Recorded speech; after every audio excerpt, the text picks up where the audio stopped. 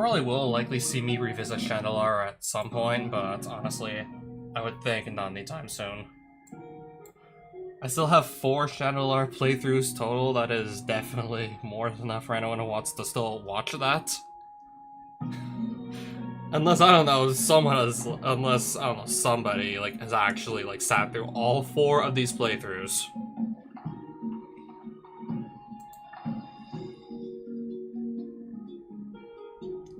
Race Leonin, you mean those cats? Okay, what exactly controls the difficulty? Difficulty, normal. How adventure mode is intended to be played. Starter decks will include a second color. Yeah, typically it's easy enough to just handle 2 colors. Duels, economy, and okay. Starting life 12. Gold loss on defeat 10%, life loss on defeat 20%.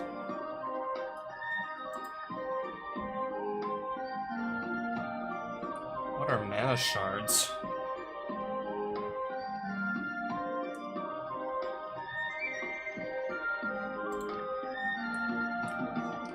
I don't want to make the game too easy, and I don't want to make the game too hard either.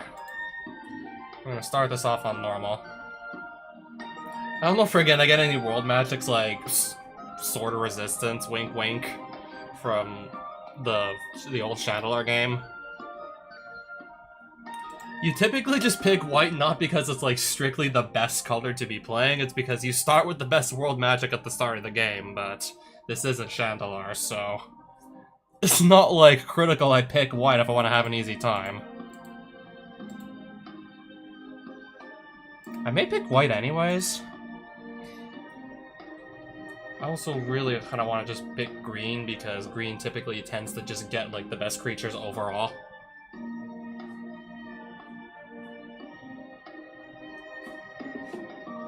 Yeah, that is definitely like one of green's strong suits. Strong creatures. That's one of its defining traits.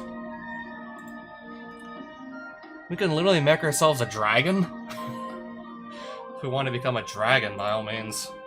White dragon. Looks more yellow to me. Blue dragon. Green dragon. Black dragon. Devil.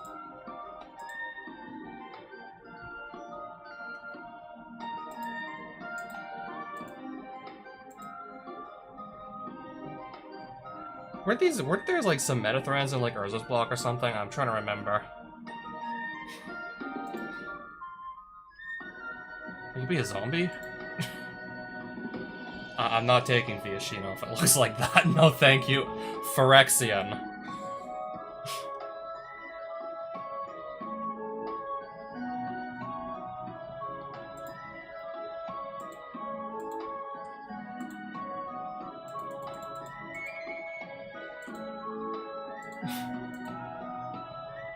Some of these Phyrexians just look ugly, I'm sorry. Where was that first one that actually looked like okay?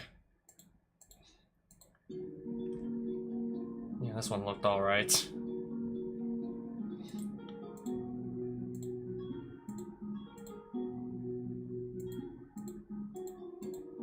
I guess there are only so many humans I can just... I guess there are only so many human sprites I can pick.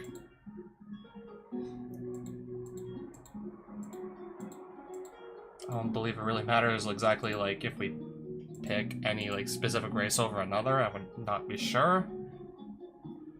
But some of this stuff, I just kind of want to see.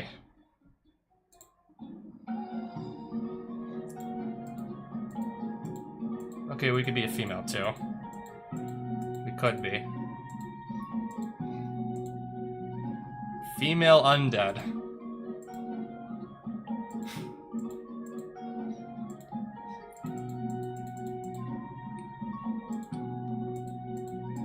I kind of want to actually look at some of the werewolves. Quite frankly, I don't really like any of these except for maybe this one. Or this one. Or that one. Or this one. Or this one. There's some decent looking werewolves in here.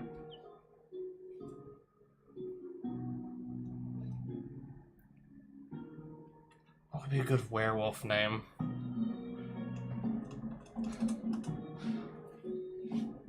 I want to be a werewolf. What would be a good name for a werewolf?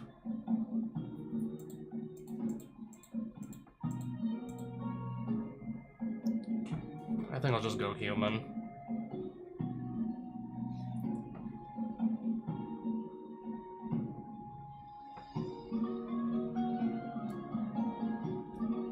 Am I literally just gonna sit here for like 10 minutes just trying to think of a name to put? Because, I don't know, I want to be satisfied with that during the course of this entire playthrough, because if I had to guess, we won't be able to change our name afterwards.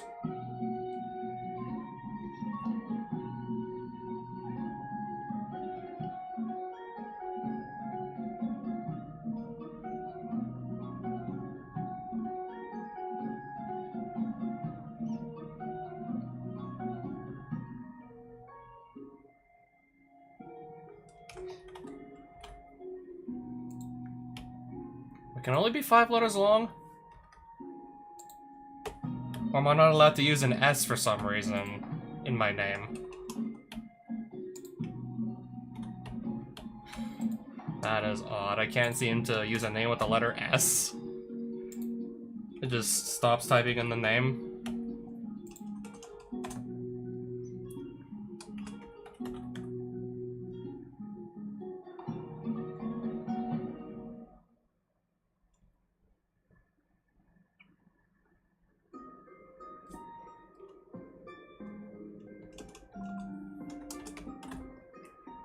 Do we just go with Aeror's friend's name from Zelda 2?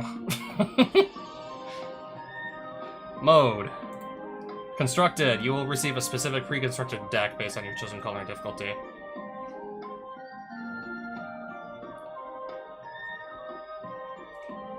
So it would be actually like a thematic deck. Pile. You will receive a random pile of cards based on your chosen color and difficulty. Okay, basically Chandelar. You just spawn in with a pile of crap, and then you actually have to turn it into a legitimate deck. Chaos. You and all enemies will receive random pre-constructed decks.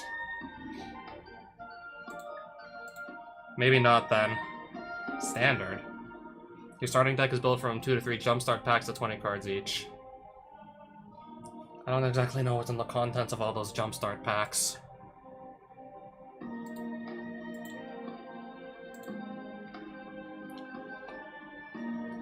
All I vaguely remember is that, like, one of the commanders I play is from Jumpstart, that being, like, the starfish that can make your creatures do damage with their toughness.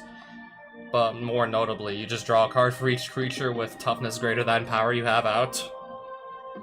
So you want to play a bunch of little guys with more toughness than power and stuff like Ephemerate to flicker Plagon, basically.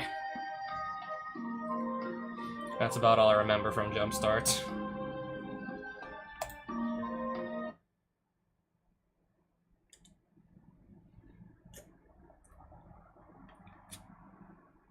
So, generating world, how long do we suppose we need to wait? Not very long.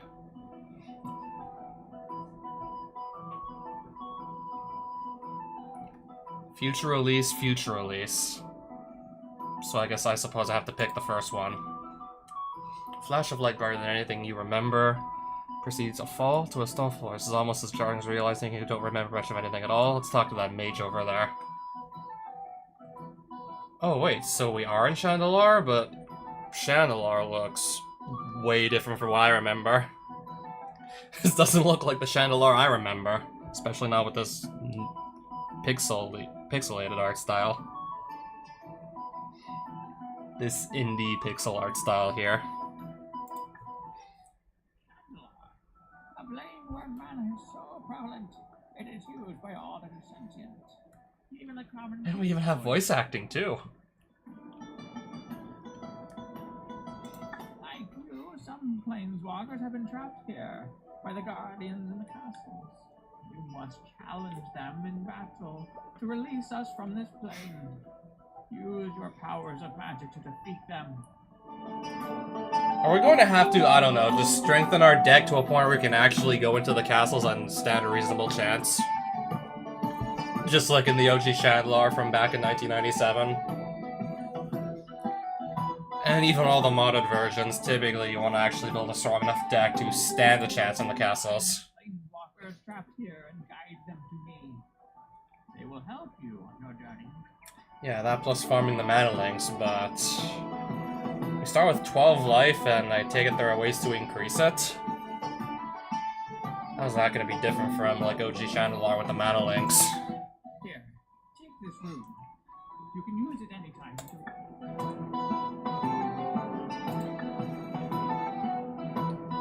Wait, is he giving me coins or is he giving me free cards? Challenge coins. Oh, so I'm not actually getting cards? You're giving me coins? Not sure if I'd rather have these over... These coins will grant you entry to contests, and the prize available can help you on your journey. Entry to contests, you say? Show the coin to innkeepers. I'll have to find out about these contests, surely. This portal is open, I can leave now.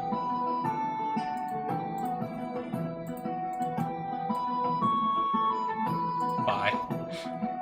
I guess he's got not much else to really say to me at this point. What does Q do? That's what quests we're on. Inventory.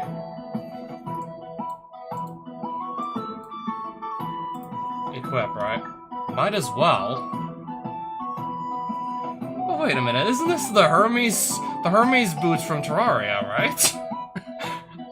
I've played enough Terraria to recognize this, right?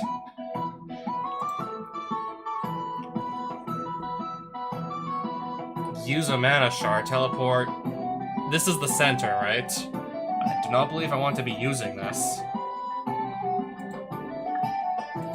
I can't equip a coin, that wouldn't make sense.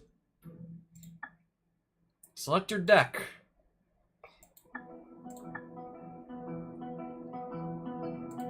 Can we even see what's in our deck? The Dragon... Enoch Wayfarer. Okay, double click to get more information on that. Tarkir, this is from Tarkir Dragonstorm. That came out like 2 months ago, right? 2-3 months ago. Yeah, there's no version of Chandelar that I know that actually has cards from this year. And then we have something from like 2003. 7 mana!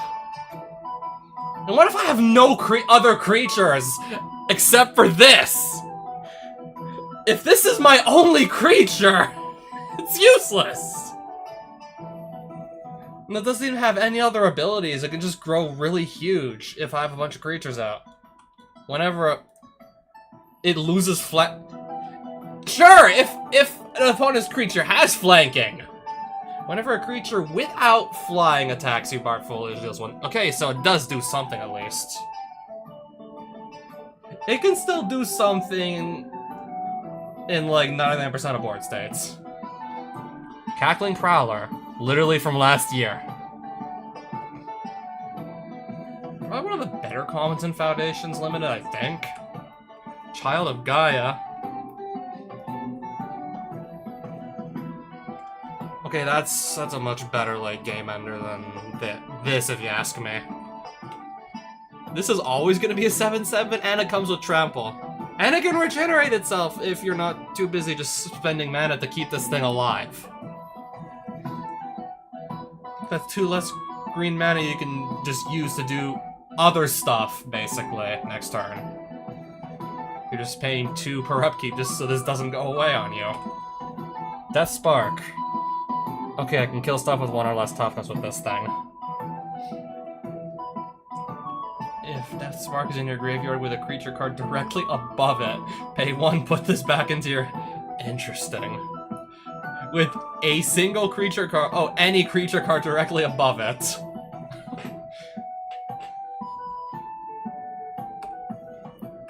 Worst case scenario, I'm at least killing something with 1 toughness for 1 mana, which isn't horrible.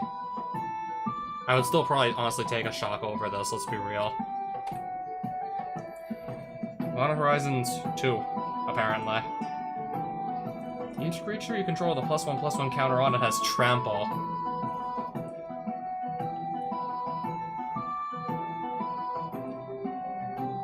Okay, how many like super expensive spells are you gonna give me?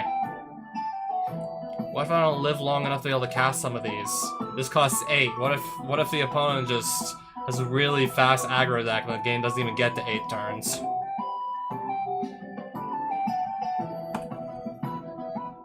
Flowstone Channeler, what?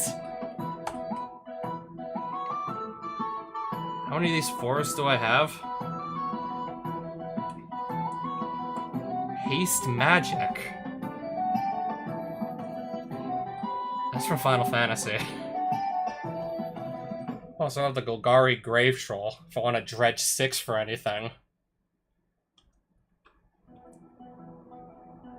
Yeah, I didn't even mention this earlier, but the version of Forge that I have includes cards all the way from Alpha up to, yeah, the Final Fantasy crossover set, which literally just came out last month.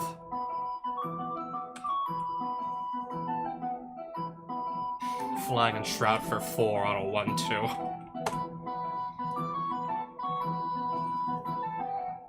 A 2-mana Fog you can cycle. Here, I see.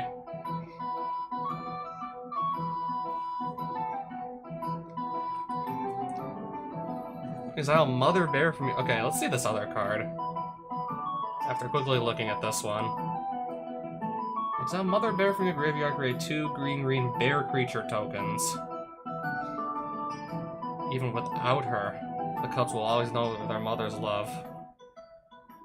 So this is like the flavor after the mother bear dies. So sad. I see the bears in the background. I see the 2 bears you get after exiling the dead mother.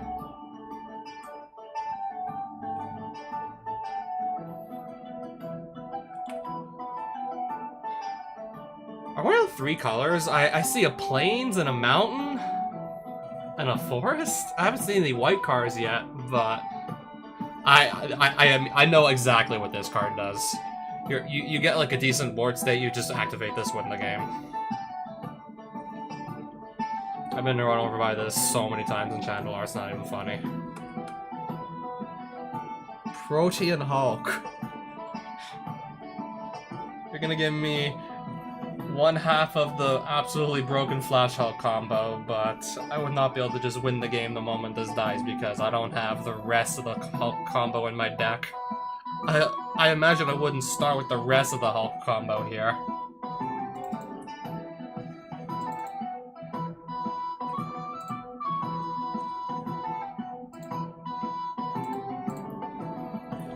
Okay, there's our white card.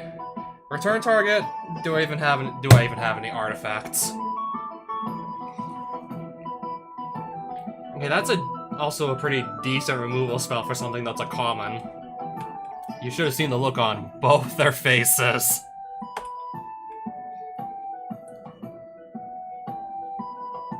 Okay, so this might be a 0-mana 2/1, but if it's not, it's a 3-mana 2/1 with no other abilities, which is just really laughably bad.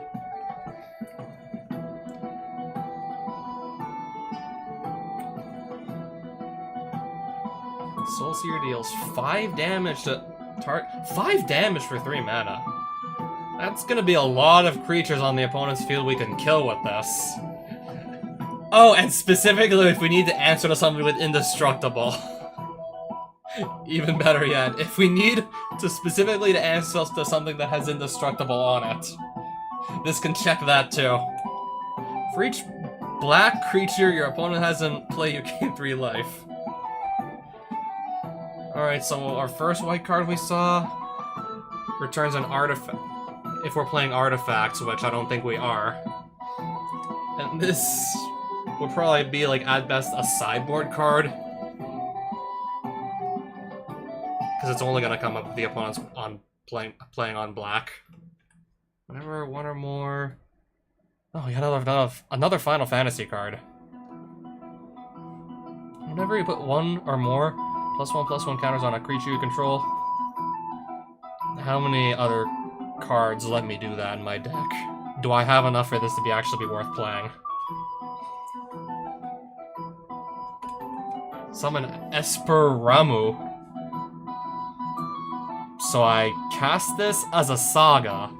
It enters on 1. After my draw step, we put like another lore counter on it, and then it's on 2. And then we sacrifice after 3. Enchantment Creature Saga Wizard, so we get a 3/3 creature staple to our Saga that eventually just goes away. As all Sagas do.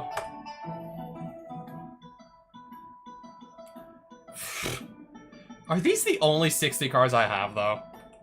Destroy target artifact for 3. Ew, that's horrible. I can name cards that destroy artifacts for 1. And then this cat that can make itself indestructible. For 3 mana. Side 0. Inventory.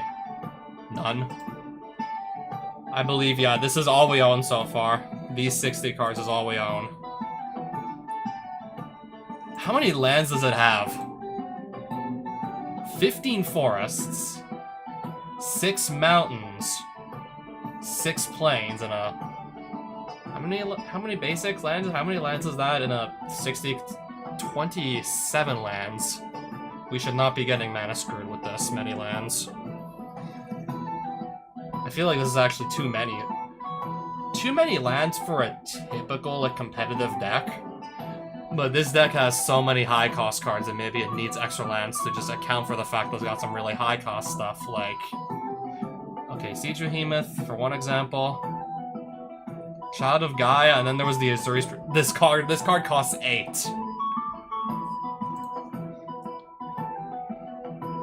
You can have up to 10 decks, but we literally just spawned in with 1.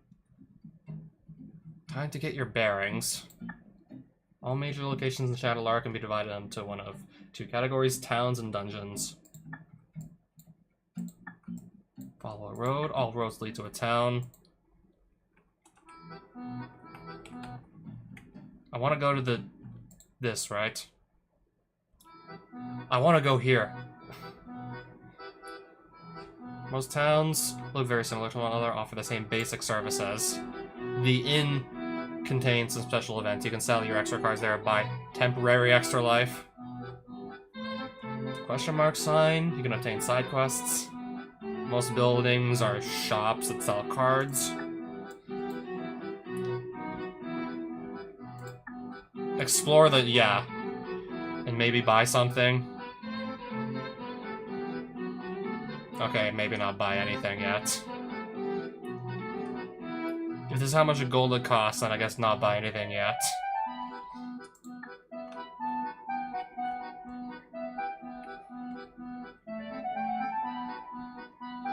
Magic cards for sale.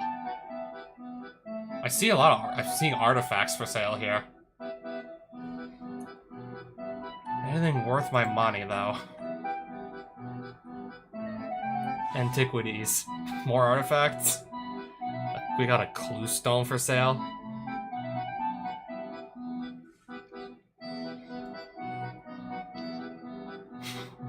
Oh, if we want to go all the way back to Arabian Nights. We have Brass Man for sale here. Okay, can I just leave? Nothing I really want to just buy immediately here either. Junk market. A 120 Dragon Eye Wizard. Any really good commons in here that won't cost me a lot of money.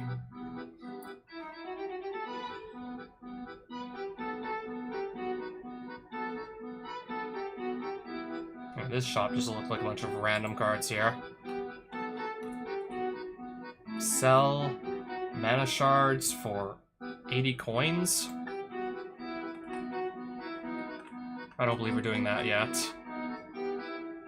Buy it now. Death Grasp. 300 coins. If I was playing black. And also had the money. This is the alpha printing of Unsummon, isn't it? The one with enchantments on creature are card ed. don't know why the alpha printing has card ed, but this is just a thing that came with like the very, very first printing of Unsummon.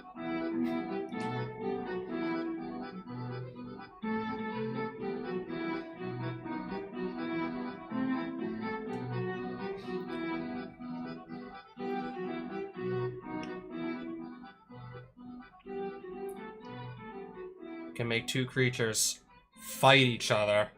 And if you have 3 or more creatures with different powers, then you have like an extra +1/+1 counter on your creature. It's a removal spell.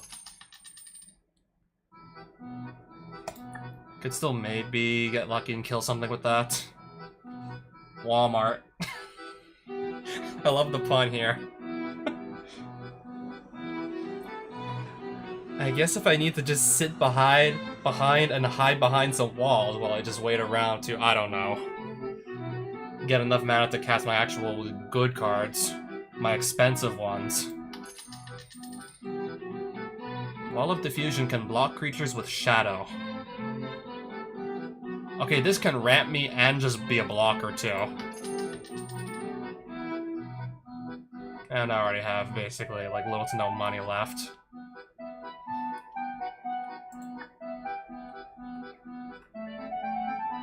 Blew decent chunk of it at Walmart.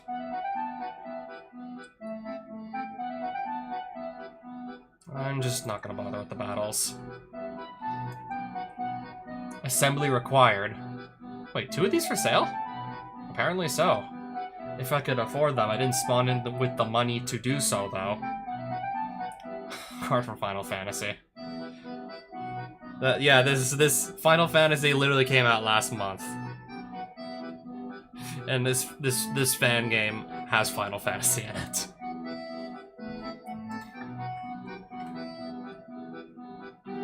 Exotic lands. Tropical Island! We have one of the original dual lands here for sale. If I had the money, I would just go jump on it, probably. Even if it's not like the 2 colors I'm running. So really, we can always just come back here later when we actually have money. And just buy them, right?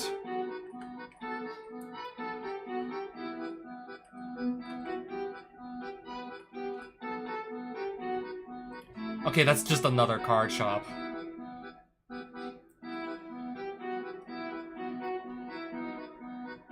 Instants and activated abilities can't be played during combat. Okay, I see another Tarkir Dragonstorm card. Illusions of Grandeur.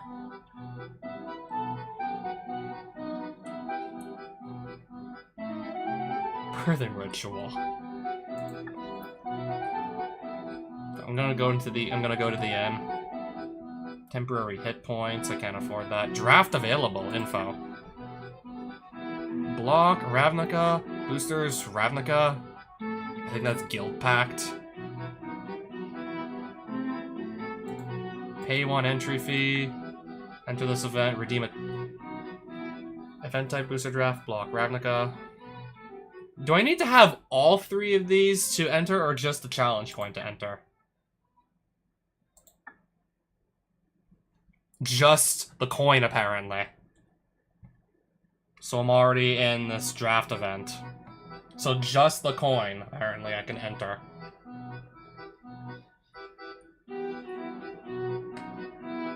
So just like in real life. Would I keep everything I take from the draft? So I'm thinking, if that's the case, maybe this could be a good way to just build up my collection.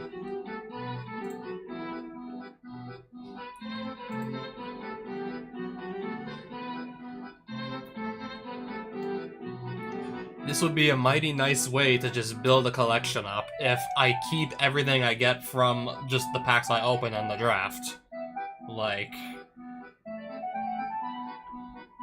yeah, like, you go enter a booster draft in real life, everything you draft you keep, those cards are yours.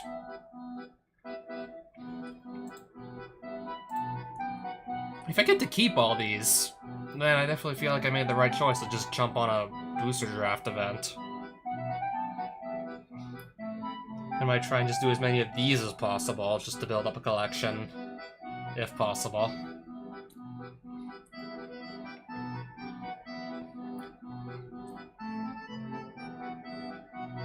This costs 4 mana. What if I barely have any creatures to attack with? Then what?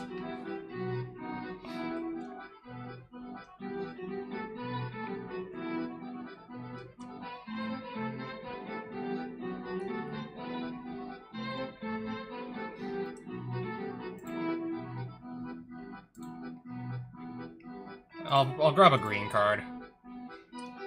Oro Swiftblade, 1/2 double strike.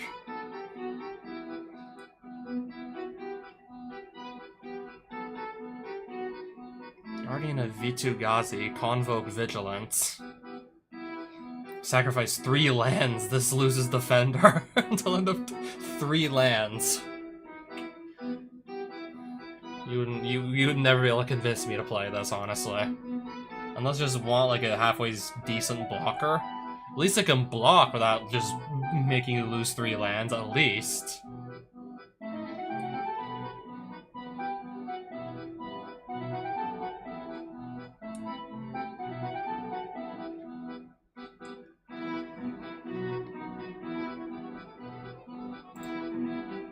Because if it flies, I'll take that.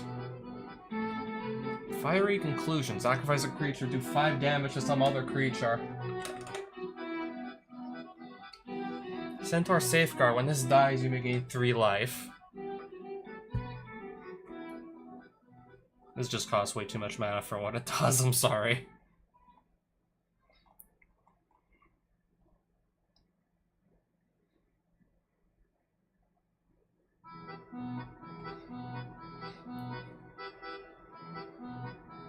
Well, if I need something that costs either... If I have, like, a Forest or a Plains, I could guaranteed play this. Later on, yeah. First Strike.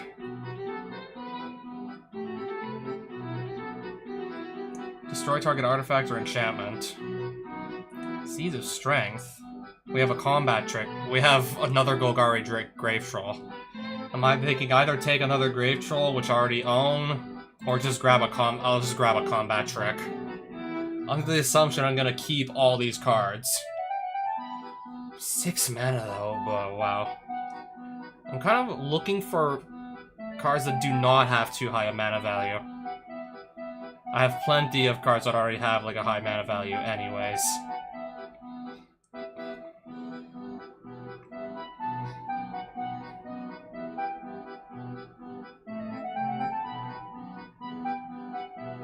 I guess we're just gonna take another big creature.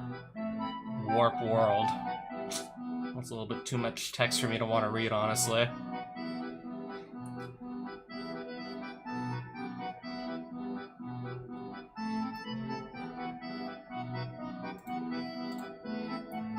Something that doesn't cost too much mana, I should be able to cast it early at least. I think we're back at like the very first pack that I started with, and nobody's taken the Shadow of Doubt. Who's gonna go like just consistently search their library in Limited? Think about it.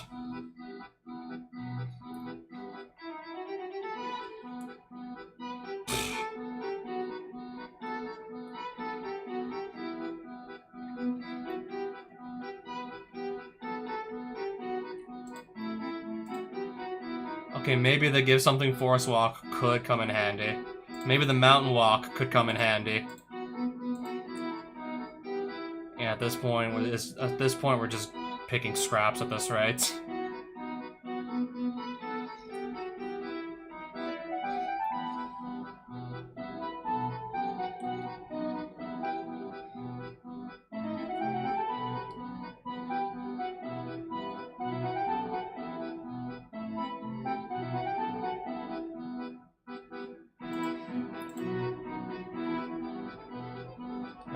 Either this or the land is the best thing to take at this point. I'm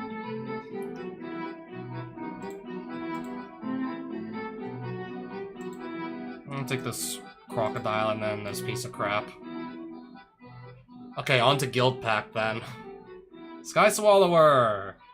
Target opponent gains control of all other permanents you control, and yes, this also includes your lands. They gain control of everything else you control, and this dies to a lot of removal spells that cost way less than 5. And if they just get rid of this with a removal spell, you basically did just hand your opponent the game with a Sky Swallower, so...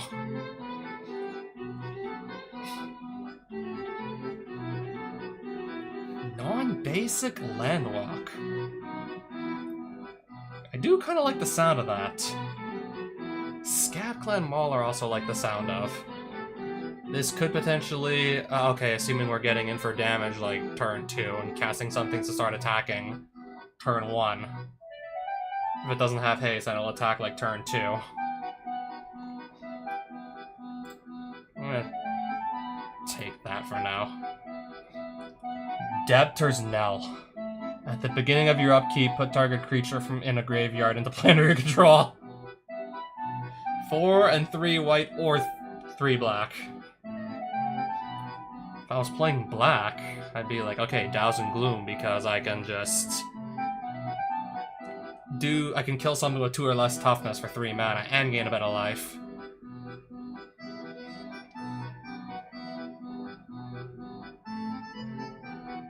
This to lock down something from attacking or blocking, and also just make the opponent lose a bit of life, but... the deck I started with doesn't have black in it, so maybe not. Probably not. What if worst case scenario I can just sell this for some money because it's a rare? Wow. Really tempted me to just switch over to black with some of these picks.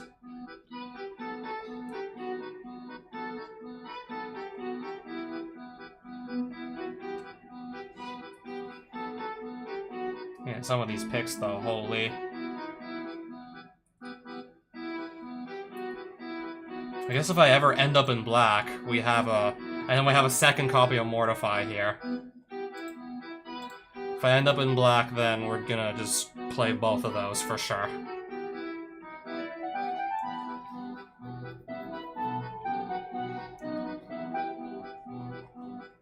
I think now I'm just gonna take the Scab Clan Mauler. Ink Shredder Nephilim. I am not going to even attempt to play 4 colors with a pathetic starting deck with no mana fixing. Trying to play 4 colors with no mana fixing is just a horrible idea. I could get it from these lands, sure, but I think I'd rather just actually find like decent spells as opposed to like finding good lands for now. Each land gets +2/+2 as long as it's a creature. Okay.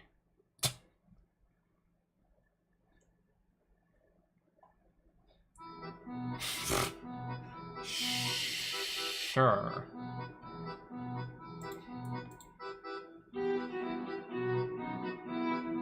Okay, when this leaves the field, you draw 3 cards.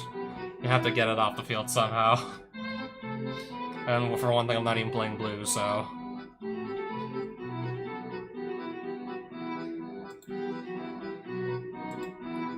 Do I just maybe take a land that can also help me start playing black as well? If I want to switch over to black because those Mortifies are looking really nice.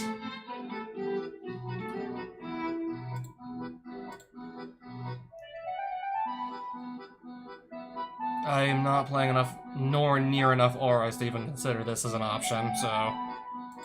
I'll take the Thrall that can give me some life also, and it flies.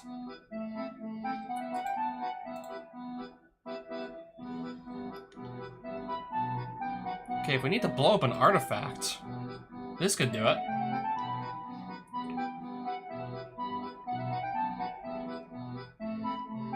I'll just take that one. And then Dissension. Discard a card at random to do 2 damage to a target creature or player. If the discarded card was multicolor, do 4 damage instead. Seal of Doom. Destroy target non-black creature. Again, you're really tempting me to just switch over to black for some of these kill spells you're offering me.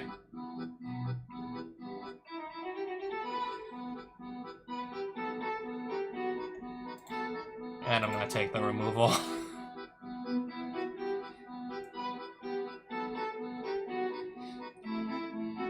Squealing Devil.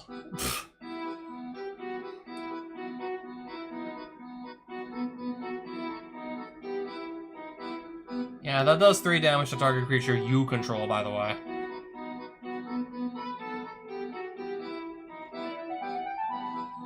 You don't want to be doing damage to your own creatures, really. I'm gonna take another land.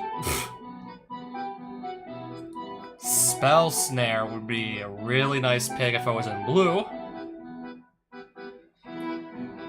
Cackling Flames.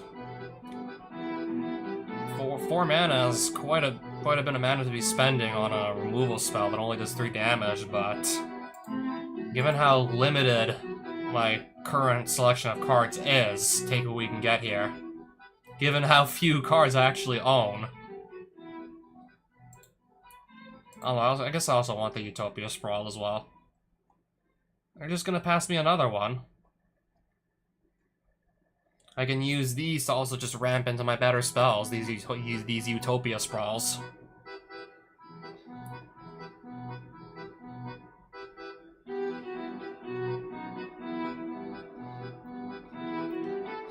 I'm gonna take another Utopia Sprawl.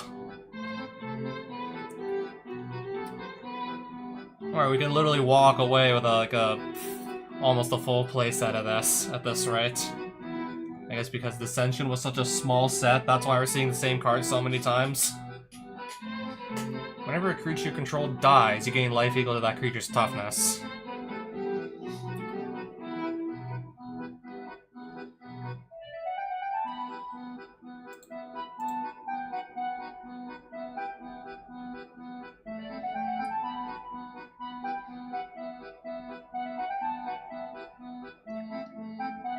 I'm gonna grab the just take the split card, actually.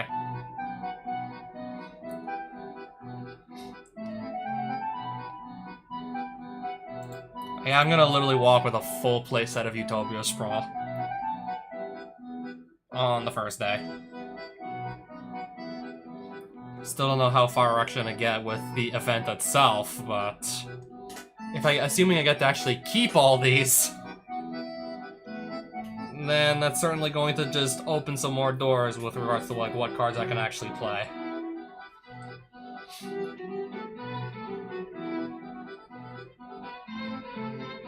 Okay, this could also, I guess, ramp us. +2, -1. Pay with either a black or a red. We might be able to either kill something with this or just push in for more damage. So yes. Gimme. I'll take a rare with the hopes I can just sell it for money.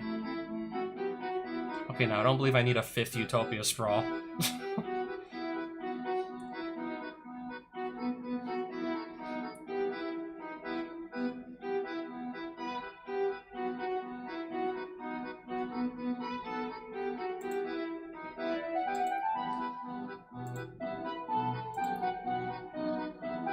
Target multicolored creature gains double strike until... What if I don't have a multicolored creature to use this on?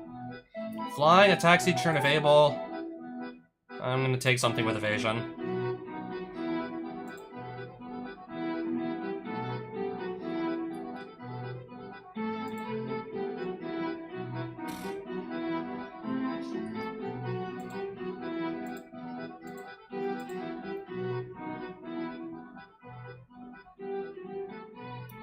Double tap statistics to auto-suggest.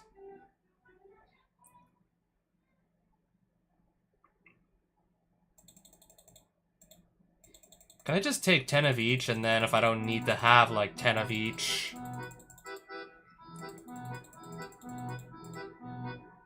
Okay, I can only pick from Ravnica Cydia guilds.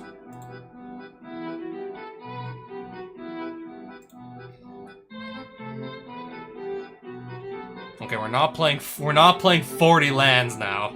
We're not playing an 85 card deck. Okay, how do I take cards out of the deck entirely? Okay, just double click, that's easy. So I'm not playing a 4-color Yeah, we're not playing that 4-color thing.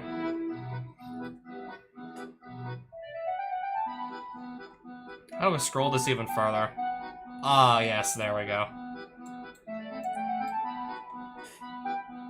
Oh no, I kinda only want to do 3-color stuff. How many creatures do I have? 22? 15 spells, so yeah, how much of this can we cut down?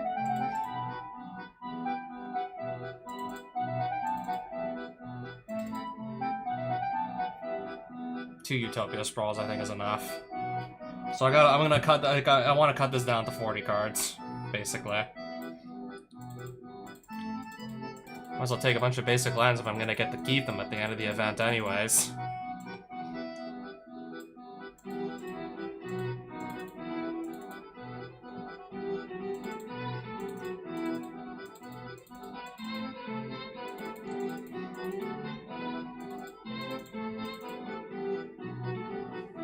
We'll get that down to 17 lands. I guess whichever color I have like the least number of cards in will tell us what we want to do. So that's still 35 non-land cards. I want to get this down to like 23. 23 spells and 17 lands and call it a deck. I don't think I'm going to be like sitting around long enough to get to 8 mana now. At least this can reduce its cost by convoking with my creatures.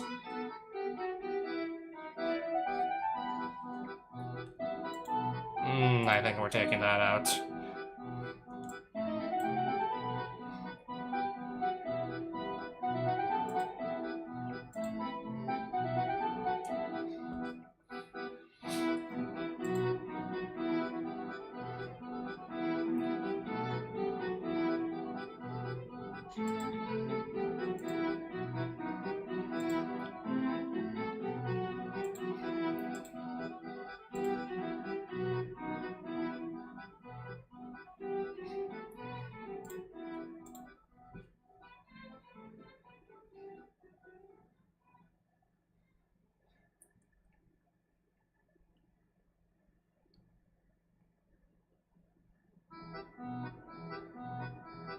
I have to keep pumping mana into this for it to actually be a reasonable size, so I don't know.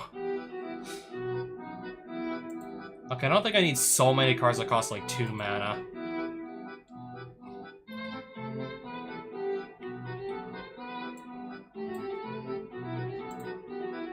That's out.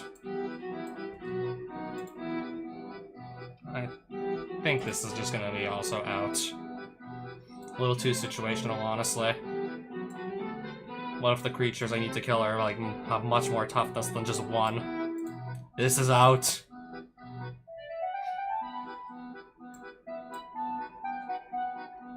So we're on 27 non-land cards still here.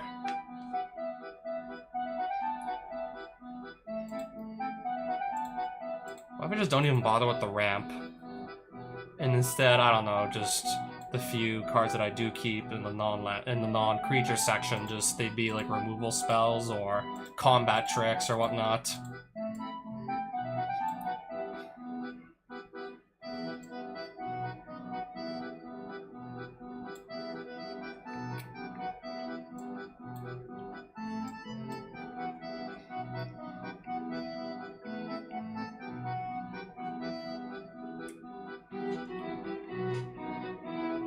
Oh, put a +1/+1 counter on each of X target creatures.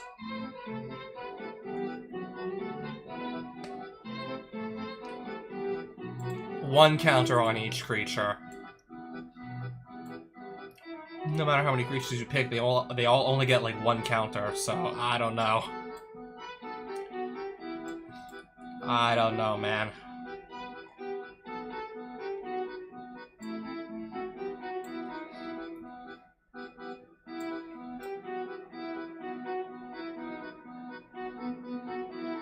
Am I gonna get all the way up to 7 mana, though, to make this work?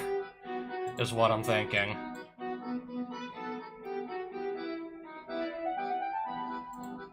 Can we do piles by color? Yes, piles by color. So I have a lot more red and green than I do white, is what it looks like.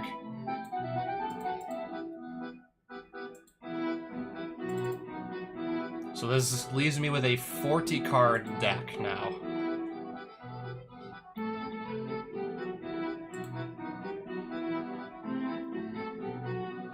That's where I look at that's my deck again, yeah.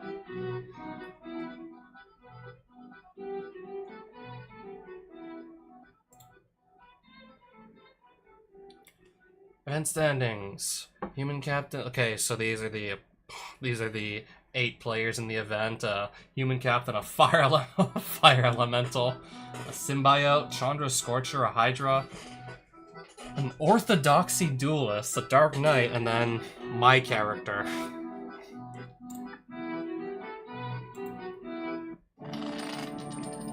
Playing our first game, it's an unlimited. I'll be on the play. So this is where my hand is, apparently.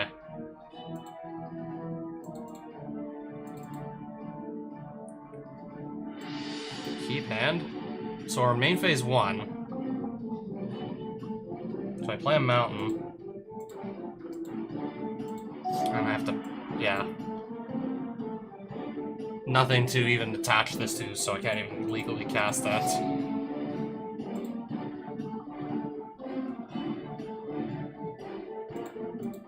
I'll cast a creature next turn. Click it. Pay mana cost. Auto, right? Okay.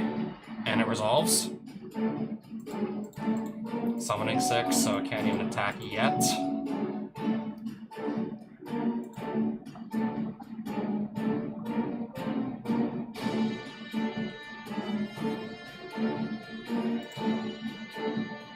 I can't play it. I already played a land, didn't I? So before combat, I want to go to before. Let's declare attackers. Stinkweed Imp.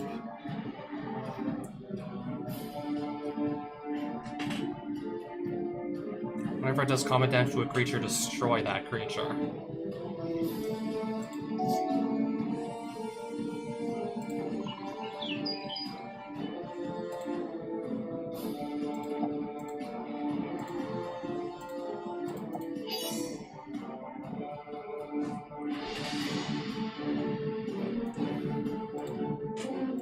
I'm gonna attack with the Spellunkers and see what happens.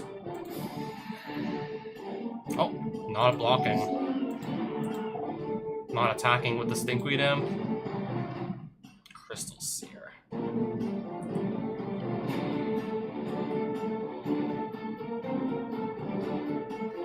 I could just keep bouncing himself back to his hand if he just sinks more mana into it.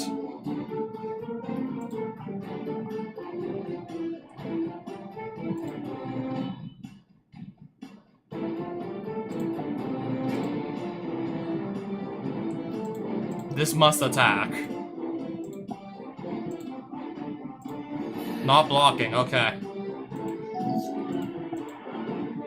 I will not block here. What is this? It's gonna come in as a 3/3, and it can give itself or any other creature with a +1/+1 counter on it flying.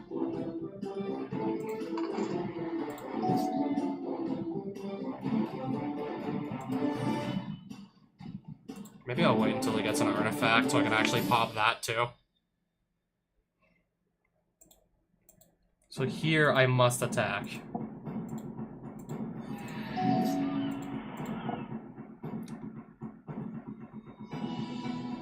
I'm gonna let both hit me. When this dies, each player puts a card from their hand on top of their library. Cackling Flames can kill... Okay, so this has the counter on it.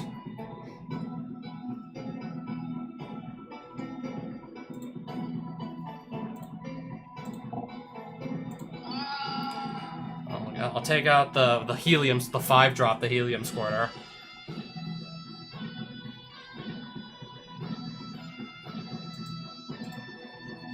Just this, and actually... the Spelunkers too and see what blocks them. Nothing.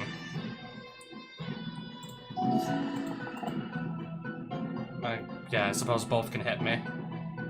I still have 9 life. Dimir Cutpurse. Whenever this deals damage to combat damage to a player, that player discards a card and you draw a card. Okay.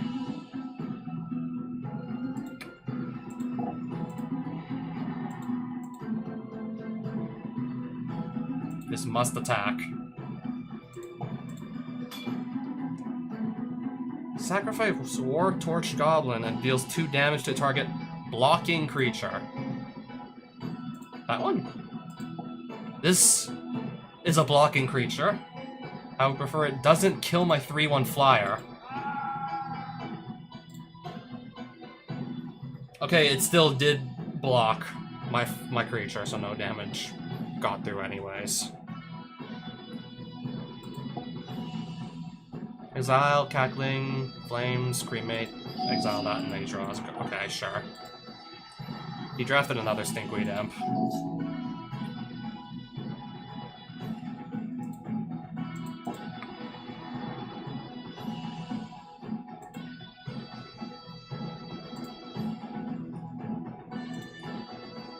It has to attack. It doesn't have a choice. I just casted a 3rd one. Okay, my guy has first strike here.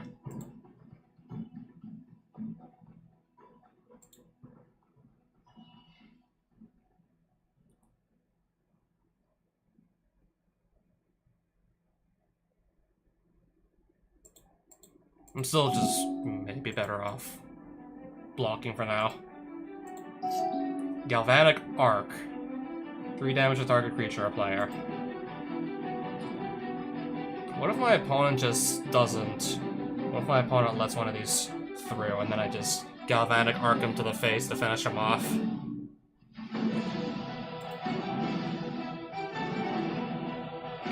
If my opponent was playing Mountains, we could just win on the spot, basically.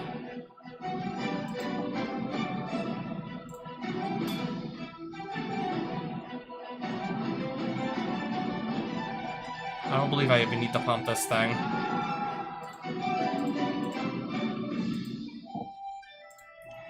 Okay, that's the 4th Stinkweed Imp. If only he had a non-basic land. I will attack again with our creature here. No need to put mana into the thing. Plains.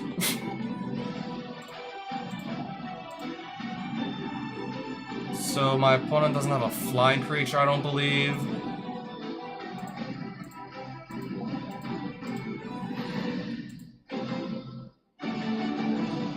Oh, I select a creature to equip it to first.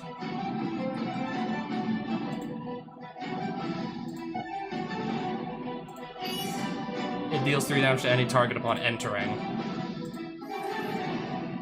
Just burn him for 3. Next game, so we're playing a best 2 out of 3, aren't we?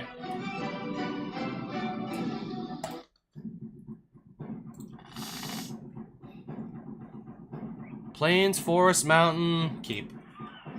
I have all my colors, and 3 lands is reasonable. That's a keep.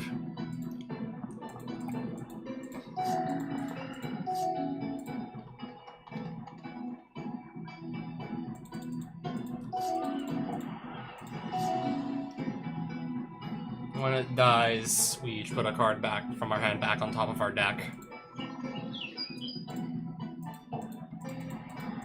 See my Centaur and pass.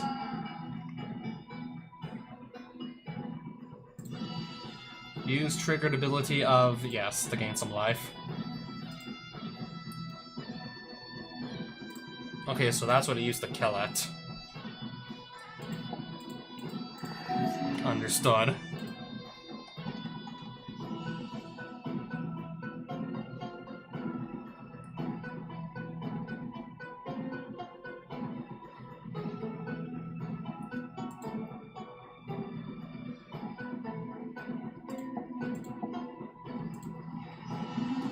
I still have some mana up for a combat trick. If he swings. He's not swinging. I'll have to attack, though.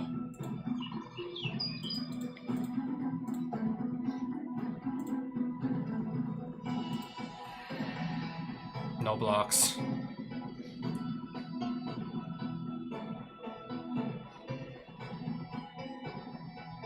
Let's cast this, because it got Bloodthirst.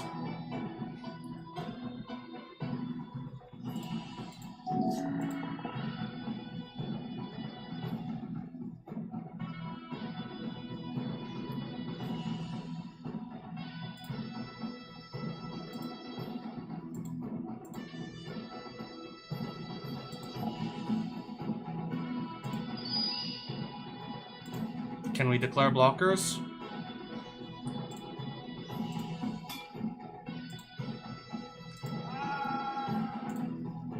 To go on top of the deck. And yeah, he had to do the same.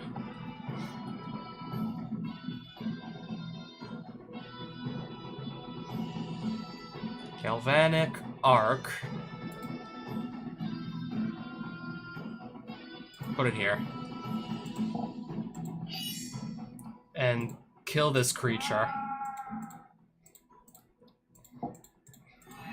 Attack him with both and then pass.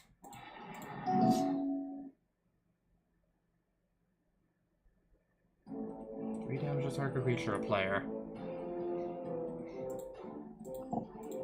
Well, I can actually do 5 instead now if I want. I can now do 5.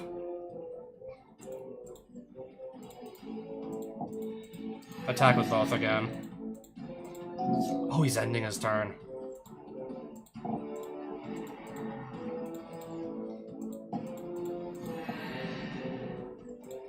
Fine. Oof, Stinkweed Imp again. I might want to just kill this so I can just keep on attacking. Or attack with a thing that has first strike. This would just first strike, damage comes in first, before this gets a chance to do any damage. I think I'll just use the first strike guy to keep attacking him. Oh, invalid. Attack declaration invalid. Invalid until I select this to attack.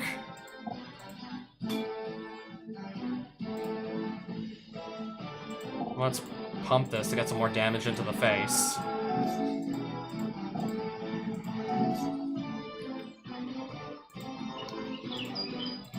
Cast my Thrall. And since I got no cards left in hand, Hellbent is active, so I'll do 5 damage instead of... 5 damage instead of 3. And what's his life total? 5. Back to adventure. Play round 2. Yes, I will. Yeah, we have at least one win. Not sure if that guarantees us any extra prizing. Keep. Let's see what the Hydra drafted.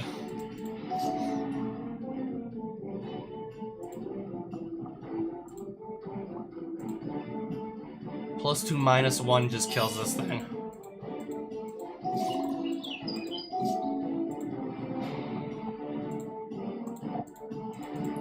Is this Hydra only playing 2 colors, though? So Mountain Walk will basically just be, like, this will basically be a vanilla creature again. Well, I can still attack into an empty board here, so let's do that. Searches their library for 3 creature cards, reveals them, puts them on top of their deck in any order. Well then.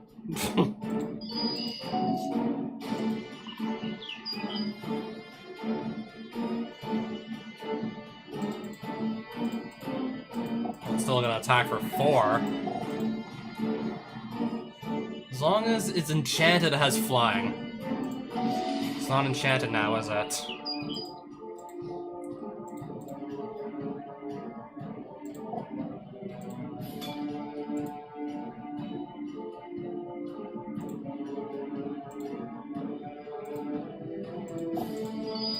Play a Seeds of Strength, play a combat trick on him. Tolsimir Wolfblood. A little bit too strong for me to just Galvanic Arc kill it. I don't think I want this to stick around for too long. I can cast this 4/7.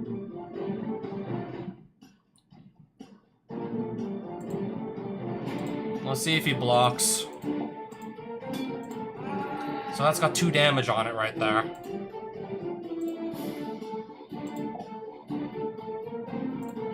Select any target.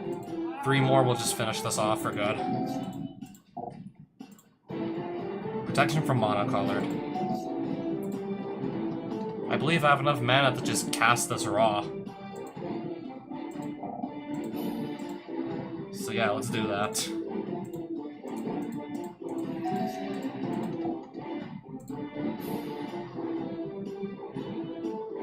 Defender flying whenever it blocks, sacrifice at the end of combat.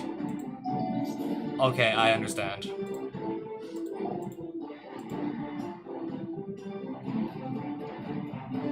Target creature can't... Oh, perfect. Target creature to not be able to... Perfect. Let's just do that. Golgari Brown Scale. When it's put into your hand from your graveyard, you gain 2 life. I guess that's not happening here. Make this, again, not be able to block.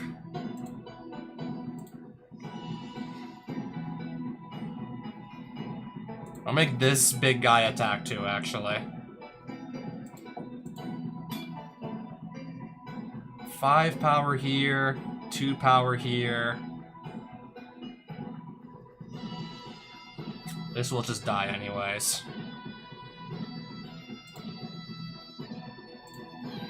Assign damage dealt by Guardian of Vitu-Ghazi.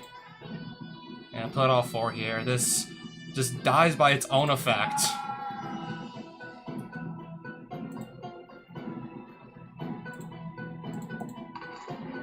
And then do that. Oh, perfect. I didn't even need that, but we'll take it. Mountain, plains, forest, plains. Keep. Not getting, like, mana screwed here. Plenty of land.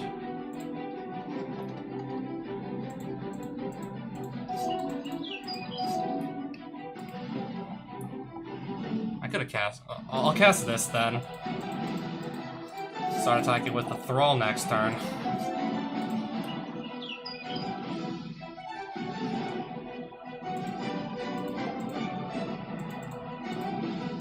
And apparently gain a point of life at the same time. Trample. And 2 tokens.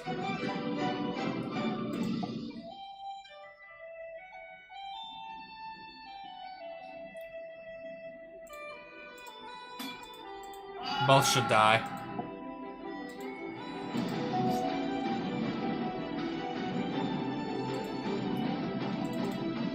This flies over all his creatures. And then since I did some combat damage, play the thing with Bloodthirst.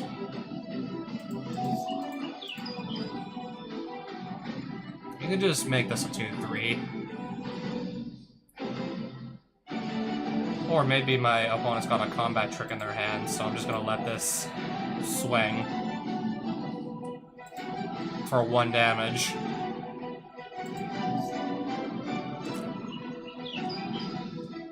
My opponent's playing green. This is actually perfect. Starting next turn, to give this Forest Walk and just attack over and over again, and it can't be blocked.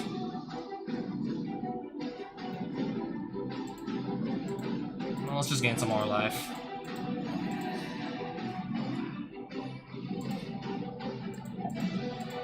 We'll just get another creature on the board, I suppose.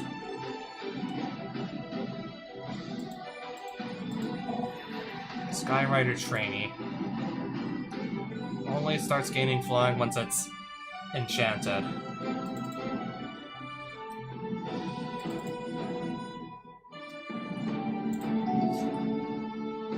No artifacts to blow up.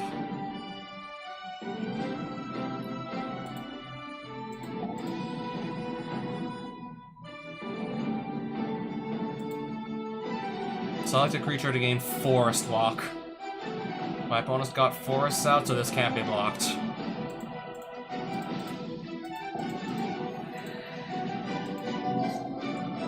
Tolsimir. Oh shit.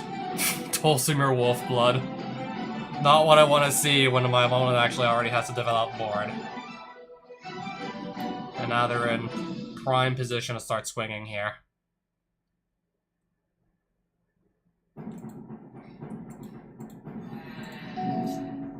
So yeah, I just took 11 damage.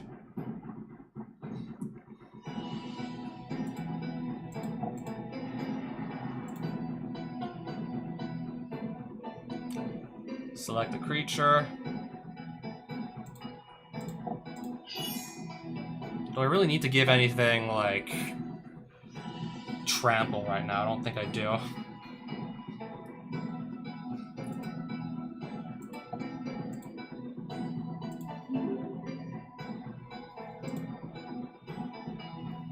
I don't believe anything on his field flies.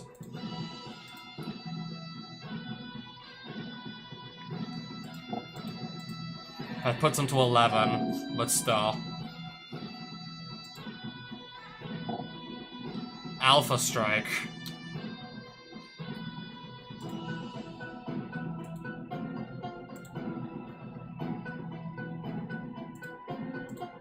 Block that. I'll block this. Double block here.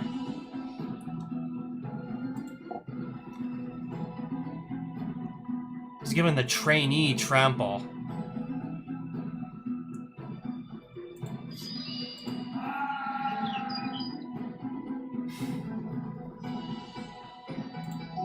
I got rid of the wolf blood. I got rid of the creatures giving all my opponent's creatures +1/+1s. Got rid of that at least. But now I'm at 3 life. I have another creature that can block.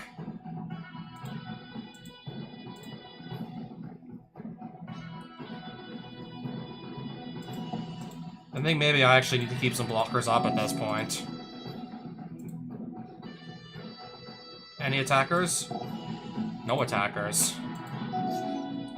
Destroy target multicolored... There's no multicolored permanents. Destroy all auras and... I don't think I want to do either right now.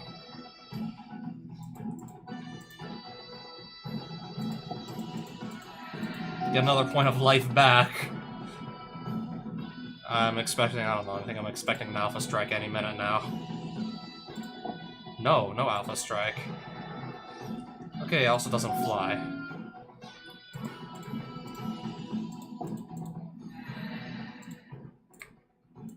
We'll play this.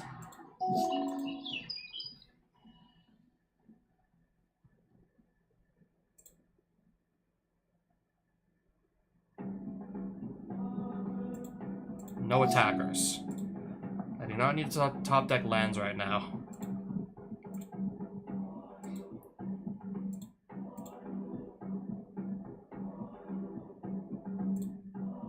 I'll attack with both of these.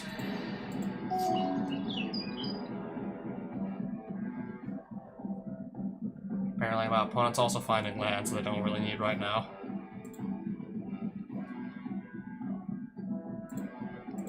No attacks again.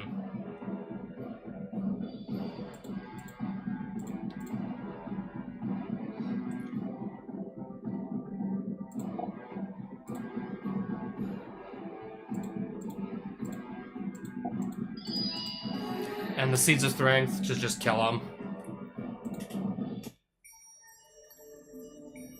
Okay, so I might literally just sweep this draft at the rate we're going. What are they gonna give me for potentially... Well... I would probably at least get like 1 or 2 extra packs of something, right? For just winning 2 out of the 3 games. 2 out of the 3 matches I had to play, I won so far.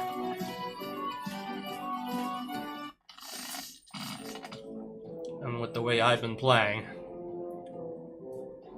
I could possibly get, like, I could possibly win the 3rd match as well with the way I've been playing.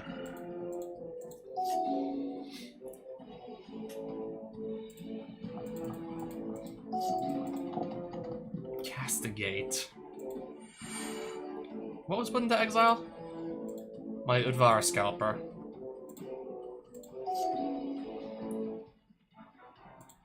I was gonna attack with that, by the way. Another copy of Castigate. That was the other creature I was going to go cast, by the way.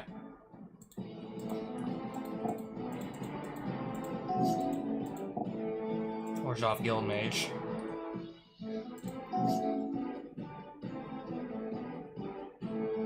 Destroy target multi-color. Oh, I need a green. Destroy target multicolored permanent. The Guildmage. And then I can just attack into an empty board. And not anymore.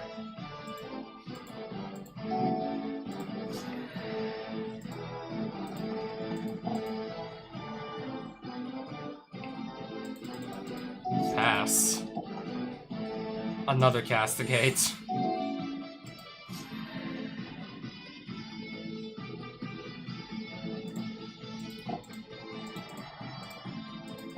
Attack with a creature that doesn't have a pillory stuck on it. Protection from multicolored. Okay.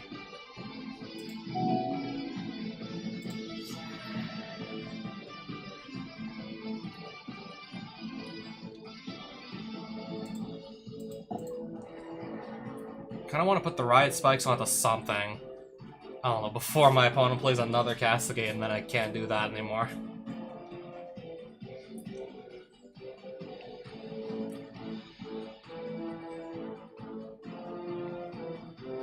I think I really want to actually equip it to, though, however. Okay, my opponent's not running any forests this time around. So that does complicate things.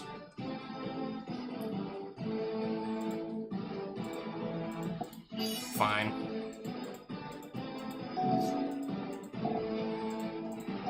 Alright, there's the Skyrider trainee again.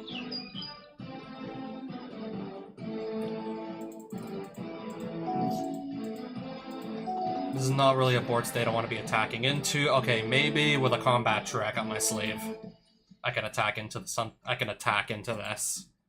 I guess with a combat trick up my sleeve. So this is the only thing blocking, right? So in that case, Seeds of Strength.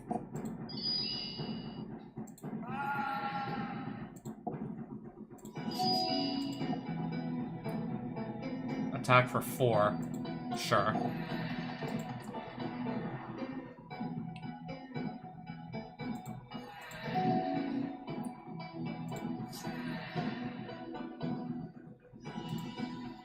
Let's tap down the creature that can't even attack or block anyways. I think that makes sense.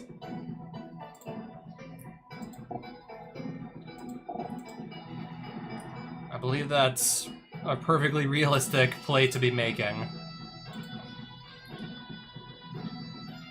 Cancel. There's no use giving anything here Forest Walk.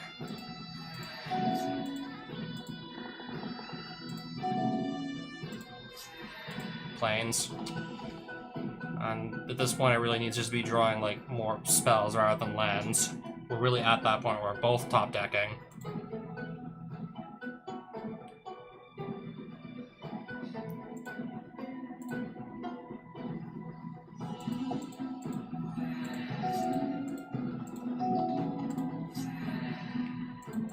CP blocks still.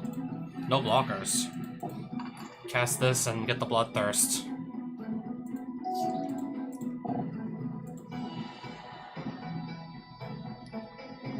Okay, I might have to hurry this up.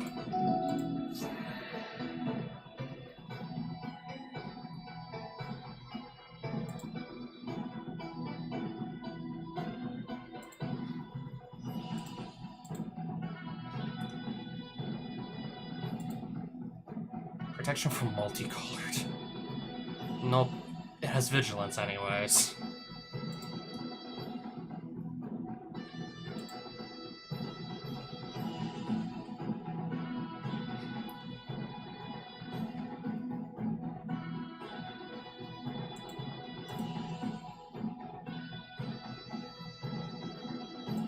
Alpha Strike.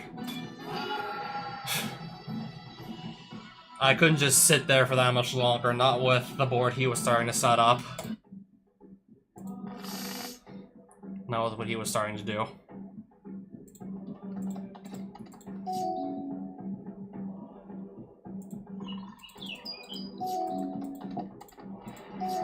Okay. I'll cast a creature next turn.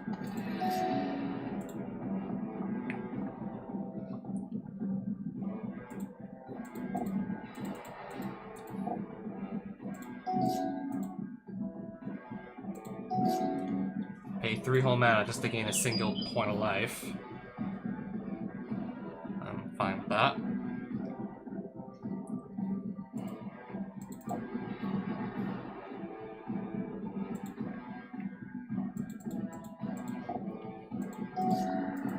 Again, I'm fine with that. Protection from monocolor.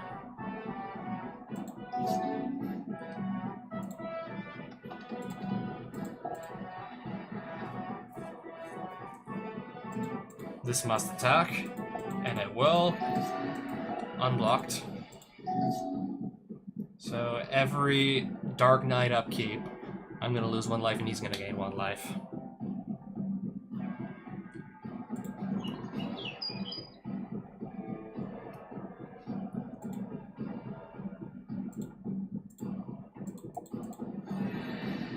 Main phase 2, I have the Bloodthirst here, so we got a 3/3. I guess just put another creature on the board.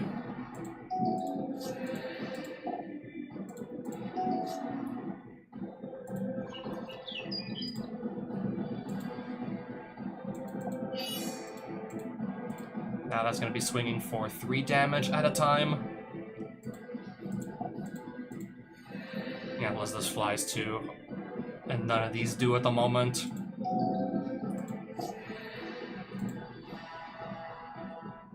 Keening Banshee flies, and it's gonna kill my Screeching, and it kills my Screeching Griffin.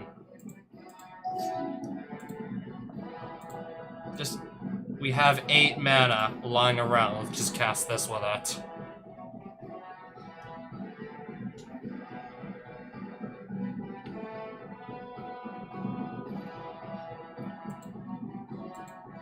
This is gonna have to swing.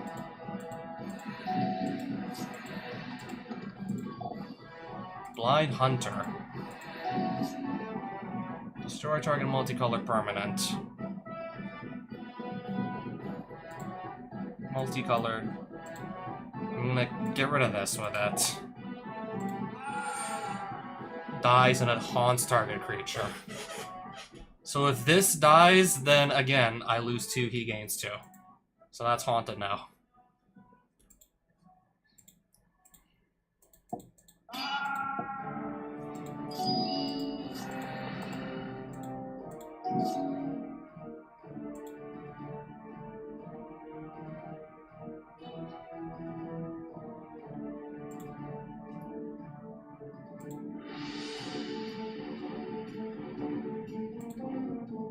Attack with both of these.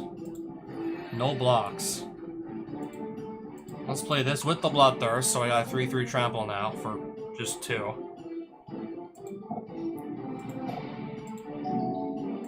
Gain some more life. Understood. Land drop. That's not gonna help me. Can't really say that's gonna help.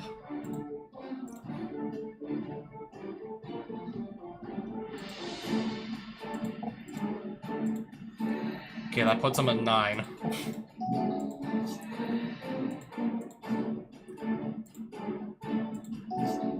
Another land drop.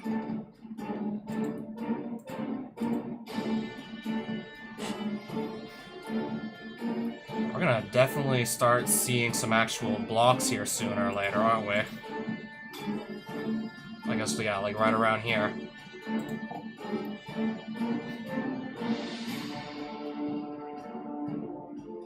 Each player loses 1 life. And then again, we each lose a life. I want to kill this. Burning Tree Blood Scale. It's being double blocked. Protection from monocolored.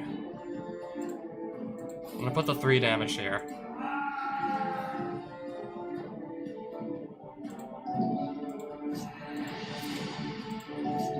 Alright then, back to me. I think I'm safe to attack with a 4-7 into this board state here. We'll go with the 3-1 also.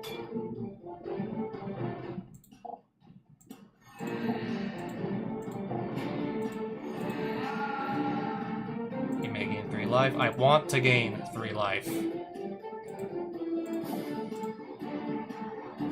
Should cast this first and actually use its ability, but I guess if I need to do that again. Guardian's Mage Mark. 3 power fort. Okay, I understand. And it still can't even. It won't even be able to block this.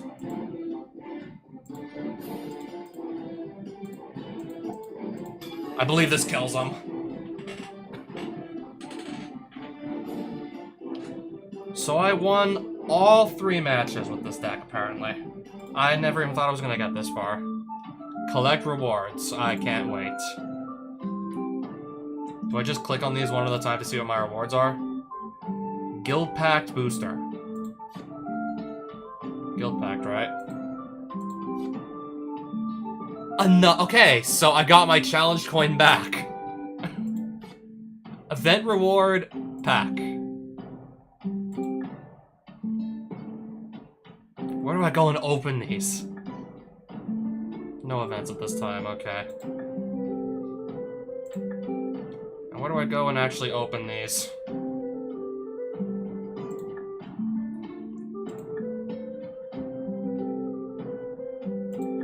Inventory, right? Dispose. Let's open it and actually claim the cards inside. What's the $sign for? So I'm gonna get even more cards into my collection now.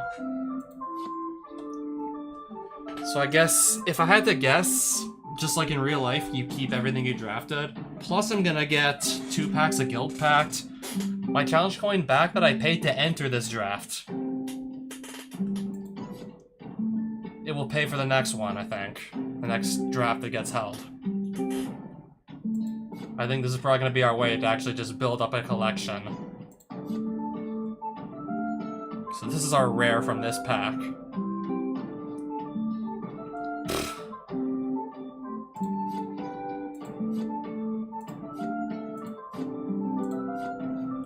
Opening packs just like in real life. Except you're not really like typically opening packs of Guild Pact anymore. This isn't like this is not 2005, right? 2006. We're not in 2006 anymore.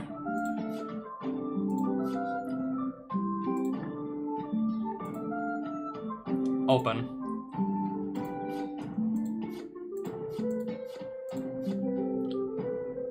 So this is my rare. If we cast this, we probably are winning the game, but are we getting to 10 mana? Really now? Are we trying to get the 10 mana that badly? Another haunting creature. Another Morning Thrall. Low cost flyer that also gives me some life. Just by doing damage.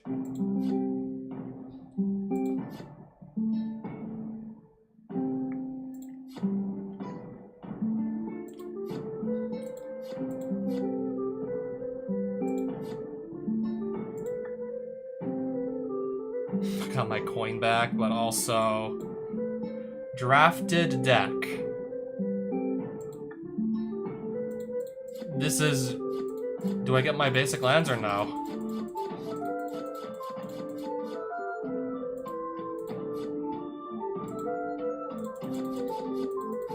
Yeah, they're just giving me my deck back, but what about the basic lands? Do those come with it or no?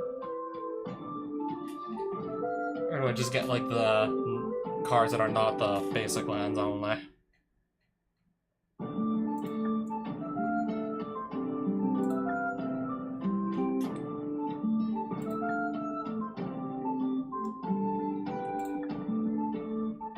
Leave town. I haven't even done that yet.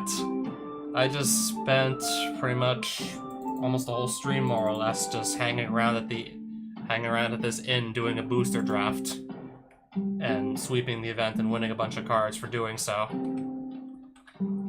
So didn't they say something about just selling off cards? Sell for 100 and... yeah.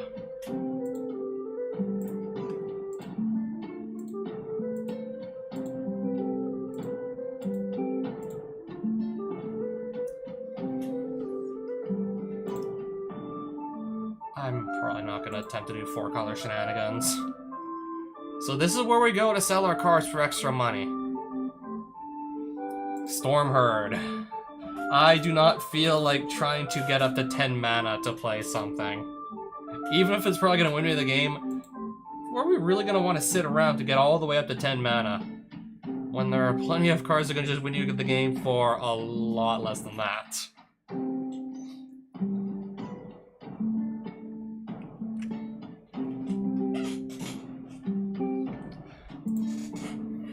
I'm gonna sell my blue cards.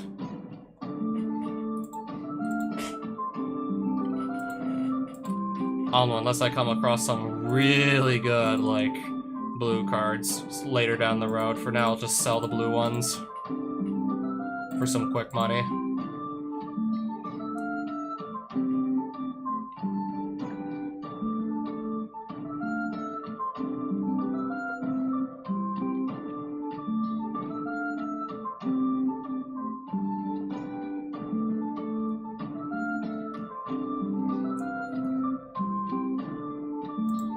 Okay, that also sells for a decent amount, so I'll just sell the sword too. Barely give it a second thought. Oh, I'm up to 1,000 gold. I think we can stop selling for now. Temporary hit points. Not for now.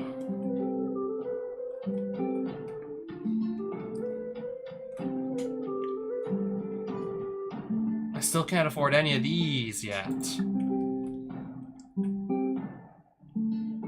Charms and Curiosities. If I want to actually maybe buy some actual, like, rare cards now, I can.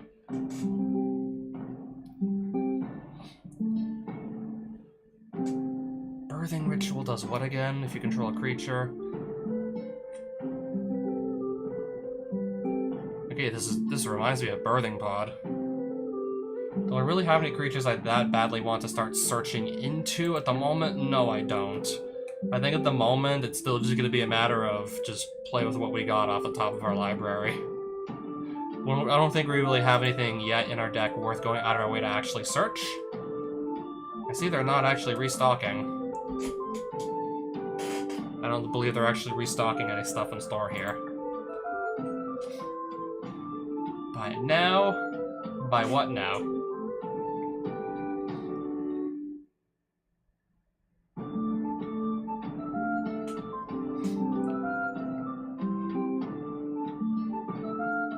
Except I'm not really planning to play black, though. 3 colors is already plenty enough. What did it just do?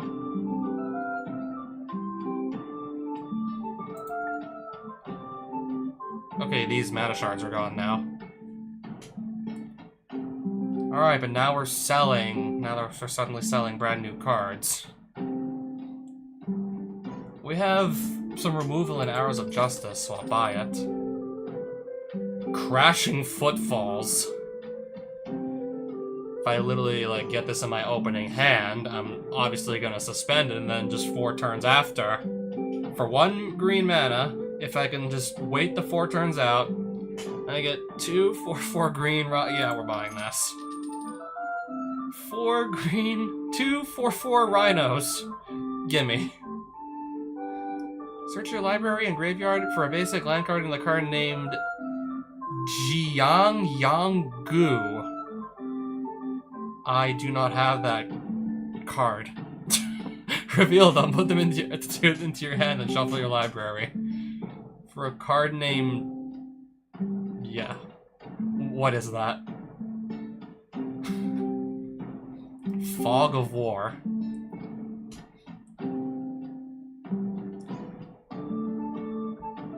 That's only 50 coins, just gimme.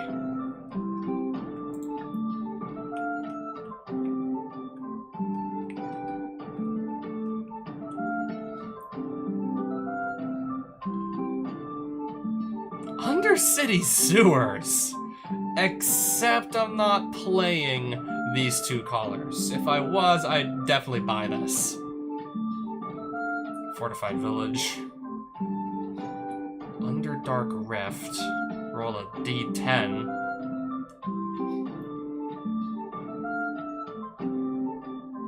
Okay, if we can always just make like some extra tokens. Apparently. Sure. So I need 3 mana shards to just get a new set of lands to pop up, right? Assembly. This is just all the artifacts. For now, we'll just leave again. That shop. Junk market. Bunch of random assortment of cards here.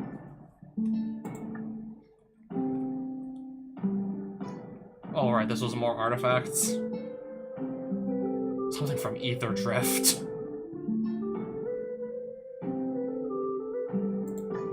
Yeah, Ether Drift, that was also very recent. Yeah, more artifacts.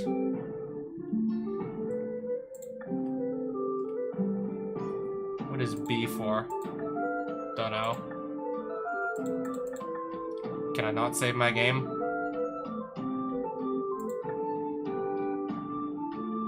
Resume. Can I not seem to save my game, though? I don't want to lose. I don't want to lose my progress now.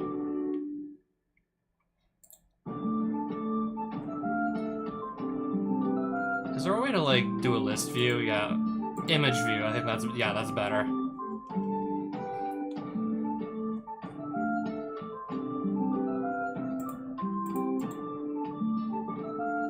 Remove.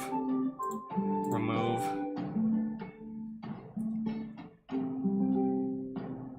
Series Predation. 8 mana, though.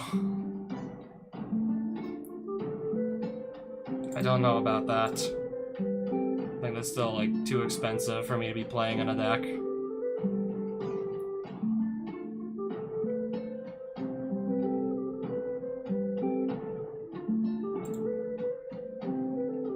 I'll actually keep that around. Apparently took out a plains by accident. Maybe I actually do want to take a few lands out. Piles, color. I think that makes more sense anyways. I think it's easier to see this way. I have like the 2 white cards. Do I even own any swamps? I don't believe I kept any swamps. So actually playing green is gonna be awkward. No, playing black is gonna be awkward. I wasn't given any swamps. I wasn't given my basic lands from that draft.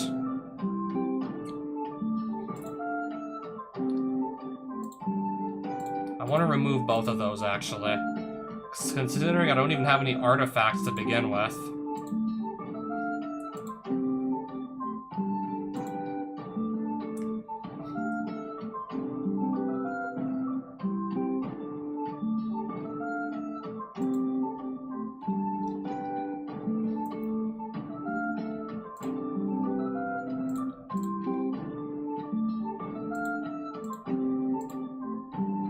I think I'll remove that too.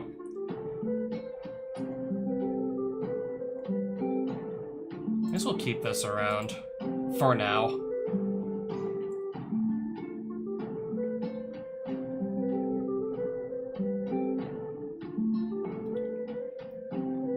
Okay, back to my... Okay, how many lands are in here?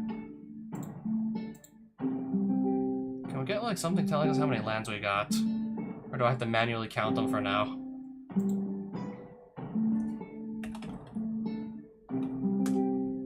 Forest is 13 forests.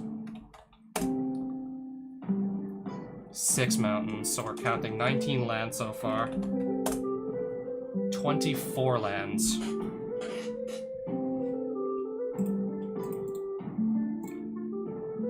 I'll put us down, that's gonna bring us to 23 lands currently.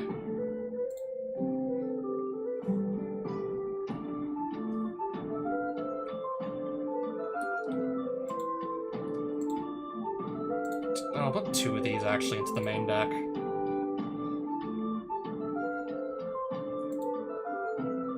Put the Sky Knight Legionnaire because it has both flying and haste. 2/2 flying haste for 3 mana, we'll do that.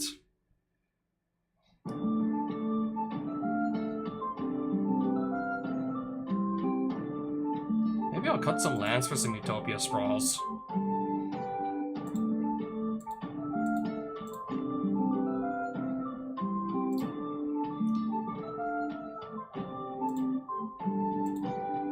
Some walls to hide behind.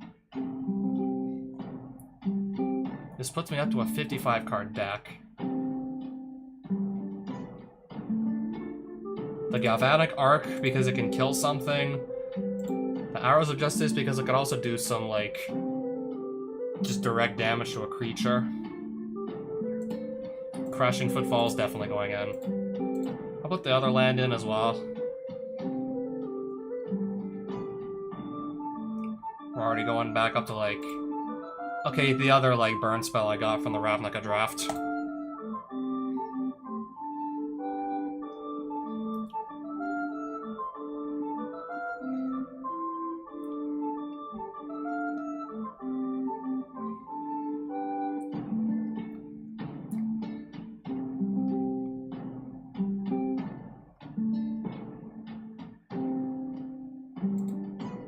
The Morning Thralls.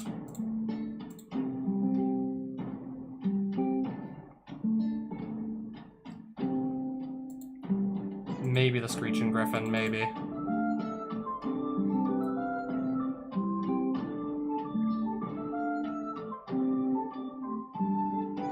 Okay, back to the main deck. Remove. Remove. If I were to do, say, this, I believe that puts us at 21 lands, and I have 3 Utopia Sprawls. They're also kind of just there to make mana for me.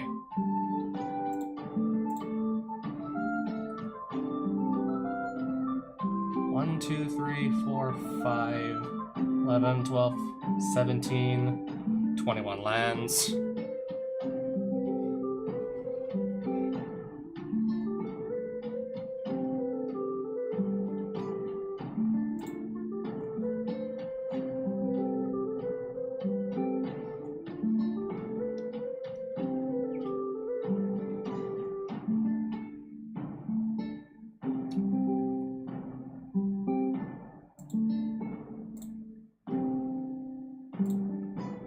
Alright, so that's my current deck. I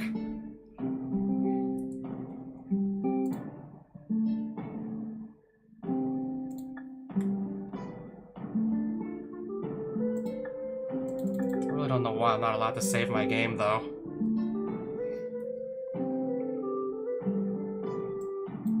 Does it autosave?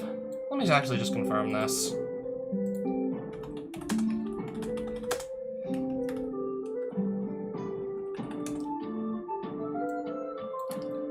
Save button is it? I'm just gonna look this up on Reddit.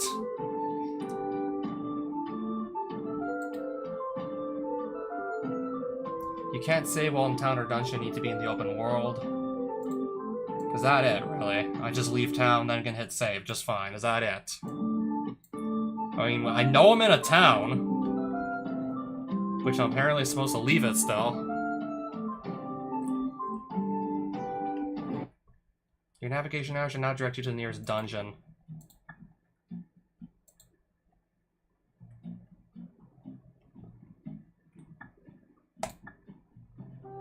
Save game. Autosave, we have quick save.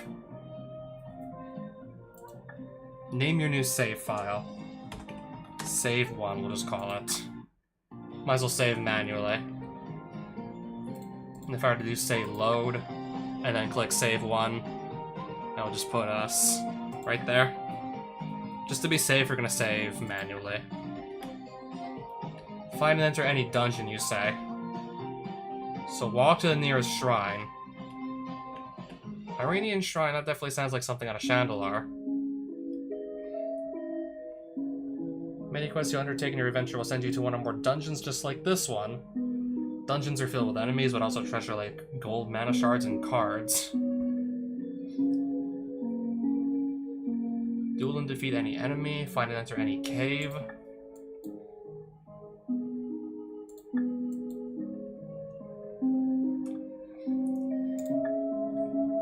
Okay, we lose some of our money and even some of our, starting health.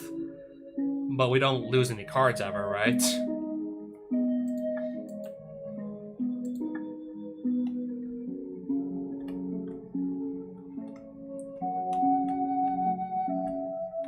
I guess the guys that are moving around are the enemies.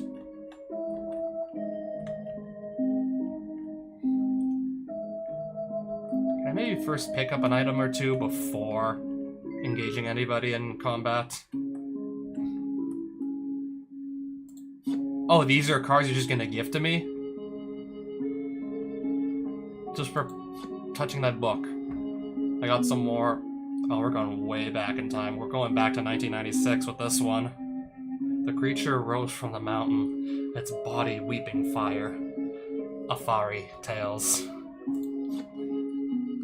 Prismatic Boon. Also from Mirage. Reflect damage. Also from Mirage. Is this just... This is a pack of Mirage, isn't it?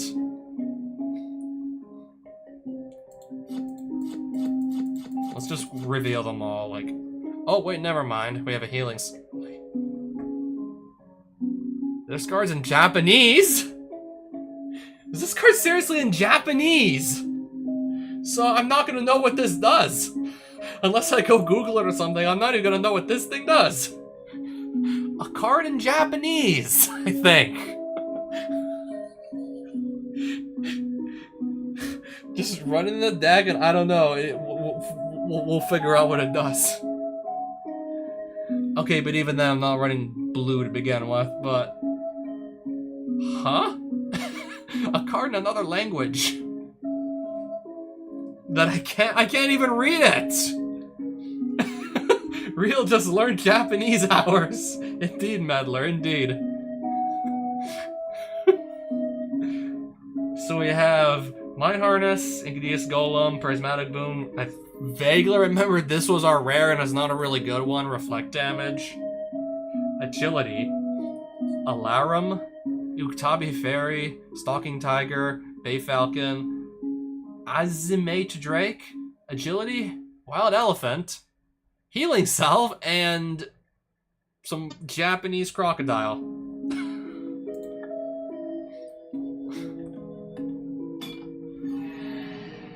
Okay, we have to face this Clay Golem now, don't we? Just hopefully he's not too strong.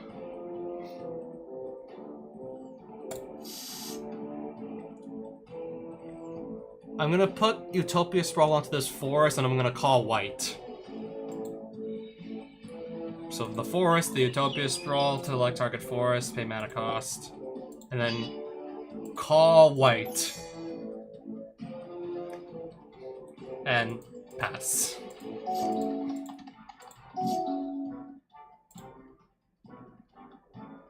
Okay.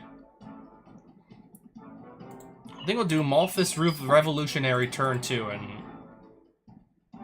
select target.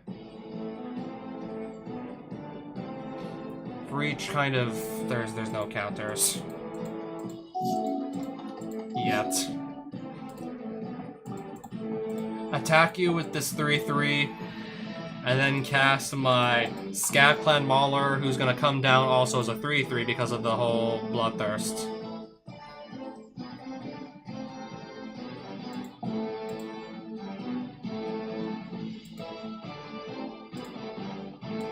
can't cast this. Oh wait, never mind. Just a few more steps, and then I can cast that. So the Clay Golem's already at 2 life. I'm on like turn 4. And now he's at 0. Turn 5 that was.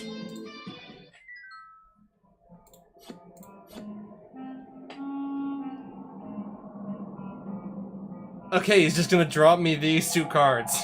Cavalier of Dawn. If, I don't know if I wasn't trying to run 3 colors, but yeah, if I'm just running 3 colors with no real, like, serious mana fixing, what are the odds I'm gonna just easily, like, consistently come across triple white by turn 5 anyways?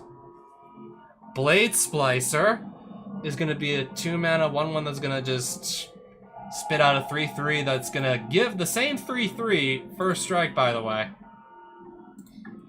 Winning a duel grants you rewards. Yes. Some enemies drop a wider assortment of cards for a variety, but others specifically drop cards out of their own deck. Let's actually just, I guess, can I just loot everything out of this dungeon before I do leave it?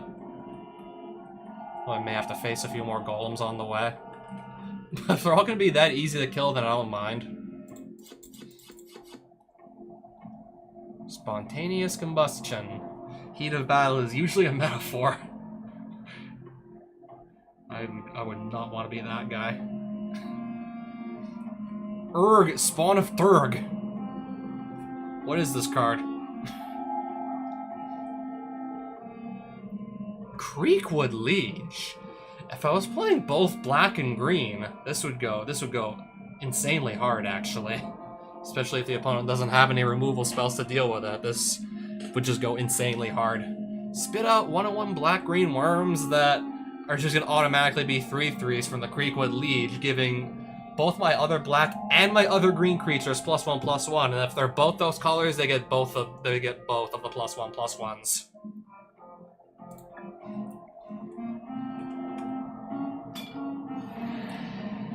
Rustic Construct. 14 life versus my 12. Mountain, plains, mountain. Let's try this. I can play something by turn 2.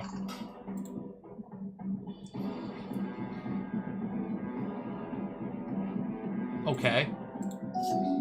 If there's another creature to put the +1/+1 counter on, then it can do that. Morning Thrall.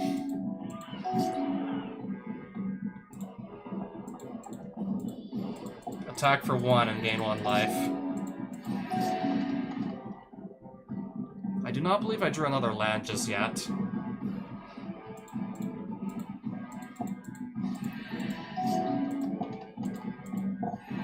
Crackdown Construct, what does it do?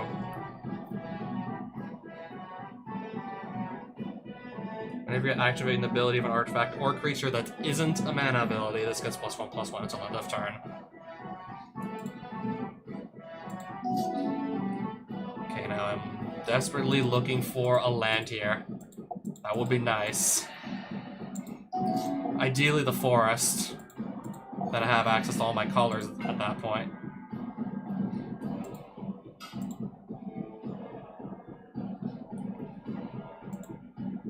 If he has anything that has exhaust. Okay, there we go.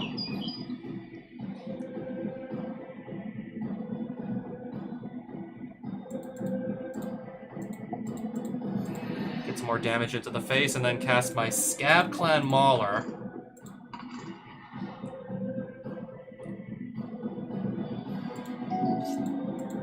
Hopefully the fact that I have a 3/3 out can just buy me some time.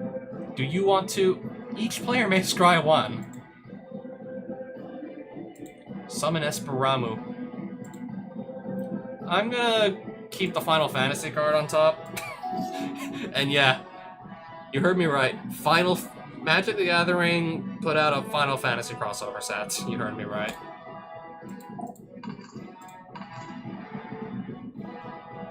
What does this do again? Non-creature, non-land cards in your... I don't even believe I have a single card in my graveyard. to pick a creature, right? To do 0 damage to it. Okay, I understand.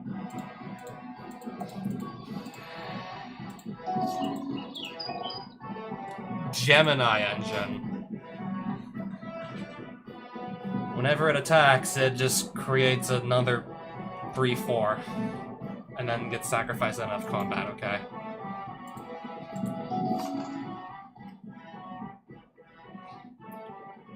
Wizards you control... That was my only wizard, wasn't it? Of course. I think we're gonna use the Esper with the Rabbit Bite to kill the Gemini Engine. Target creature you control, and then creature you don't, to kill the Gemini Engine.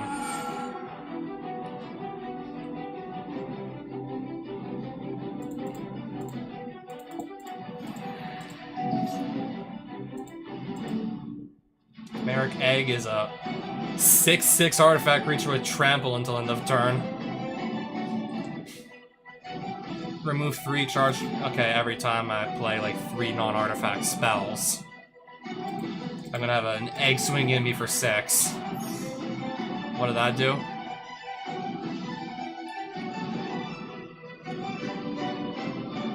Okay, we're getting some pretty strong cards here. I'm getting a little concerned now. My opponent's actually playing some pretty banger cards right about now.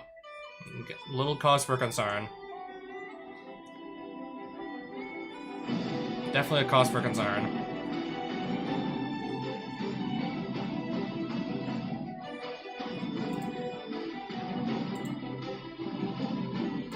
I would like to cast the Utopia Sprawl.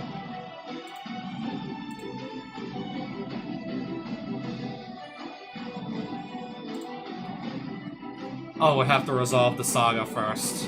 Sacrifice after 3 lore counters. Green.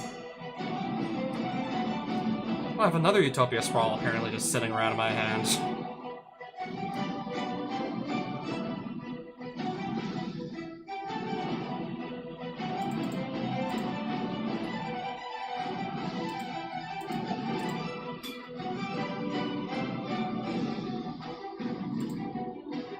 I'm just gonna kill the 0/4.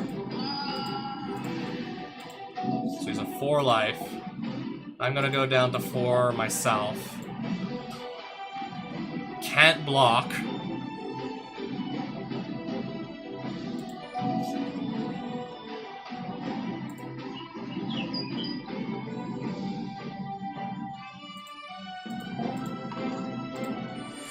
Perfect! And that's gonna be my win condition.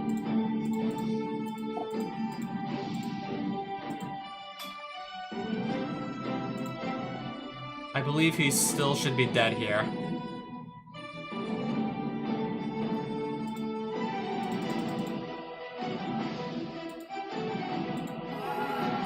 Yeah, the flyer is still guaranteed to kill him.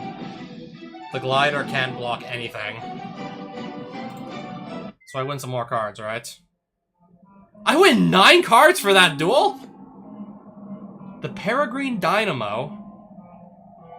Copy target activated or triggered ability you control from another legendary source that's not a commander. Okay, do they have commander mode and adventure mode? Or is the not a commander part just gonna be vestigial? Jade Monolith. The printing that's so old it's mentioning poly artifacts. Yeah, way back when Magic was in its infancy, they had mono, poly, and continuous artifacts. This is just basically like you can activate this ability multiple times a turn, you just have to pay the 1 cost every time you activate it. You redirect any damage dealt to a creature to you instead. Mishra's Helix. Some money. The glider that can't block. Sparring Construct. Some of these are cards from his deck, right? Bonded Construct can't attack alone. If I have enough, like, small creatures that can just attack anyways. And also consistently attack and not be blocked easily, like the flying thralls, for example. This could fit in my deck. Could. And then Idyllic Range. So we have some money, we have this here. This guy is guarding this room, isn't he?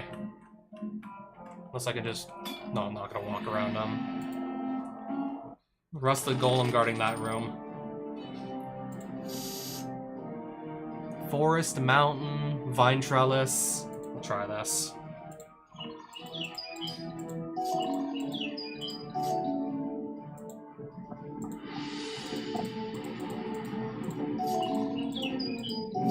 Oh hey, a land.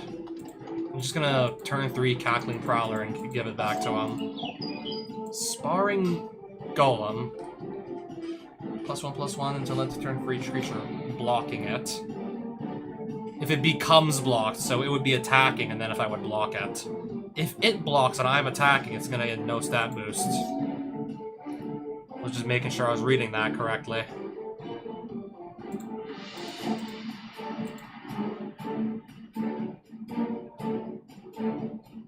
For each kind of, there's no counters.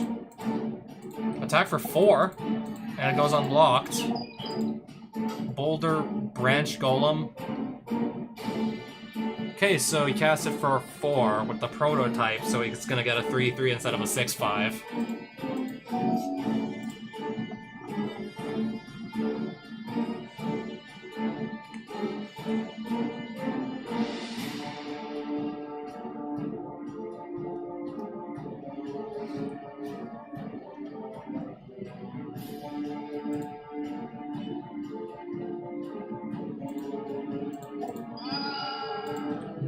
This will get a counter on my end step because something died this turn. 5/4. Okay, it's the Ignis Golem we saw earlier with the Body Weeping Fire. 3/4 that can give itself trample for a 2 to give itself trample. Green.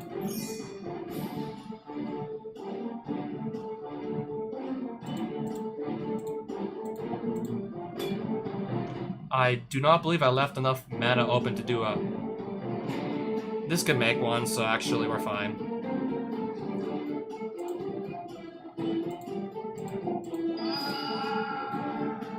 Just so I don't lose the Prowler in combat. And I just got another counter on it.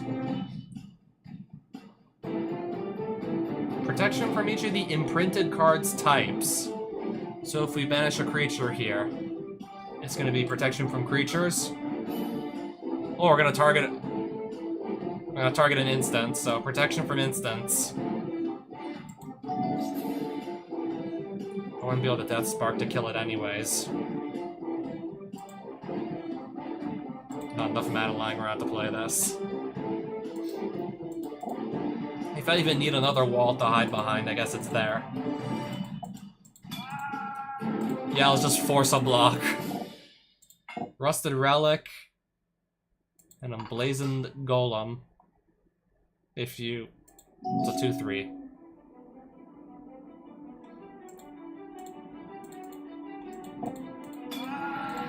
Force another block.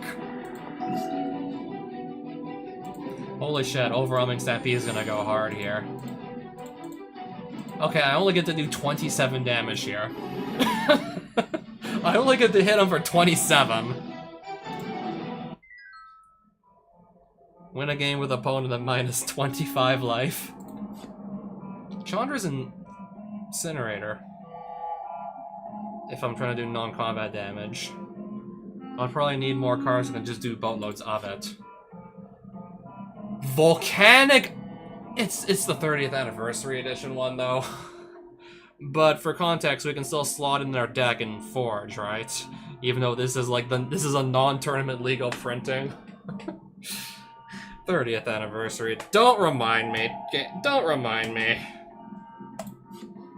Some more money. Boulder Branch Golem. Okay, 2 of the golems that I just killed earlier, he's gonna give me. Straw Golem. If an opponent successfully casts that summon or artifact... If the opponent plays a creature spell, basically. And second Emblazoned Gold. The Volcanic Island, though. How we just casually stumble into this land. Not even trying, just... This intrigues me.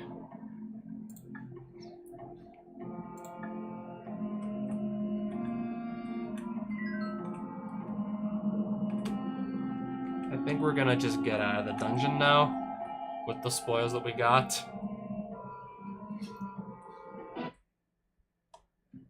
Are they giving me another quest? I think they are.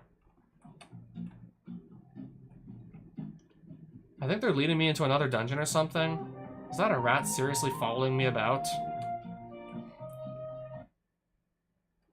Or I could go back to this town to see if they got any events, which they don't.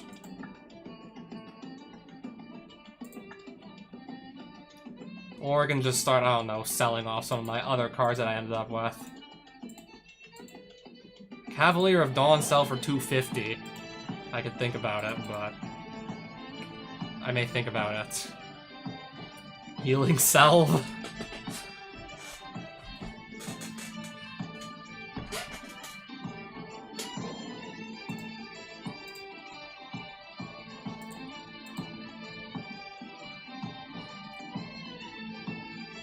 Sandbar Crocodile. Is this this is the Japanese card, right? I'll just sell it. Sell another blue card I don't think I'm ever gonna be playing. Straw Golem, if the opponent plays a creature. I'm pretty sure they're trying to do that.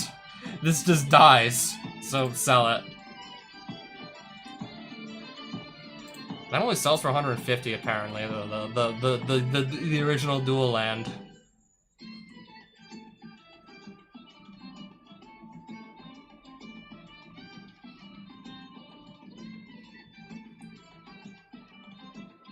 Just gonna, yeah, cash in the blue cards for some more money.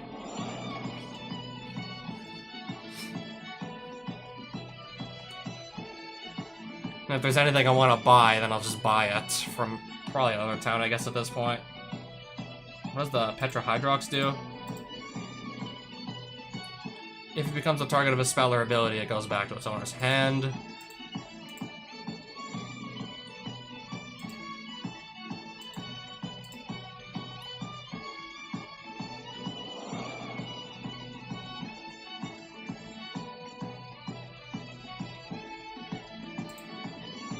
Back. I'm gonna edit my deck again. This is my collection. Blade Splicer into main deck. I don't believe I have enough planes to actually get the ETB on that Grange, so... This costs 3 mana. I see.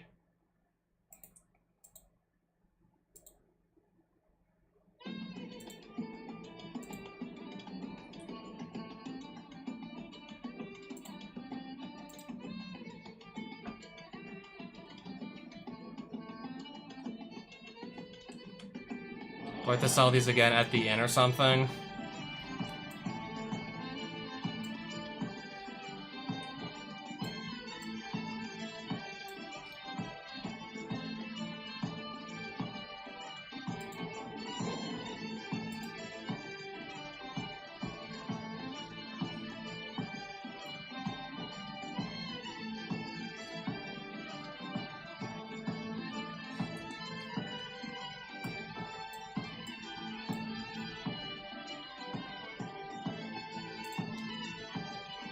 We're taking out something to make room for our Blade Splicer. I'll take out this 1/1, I guess.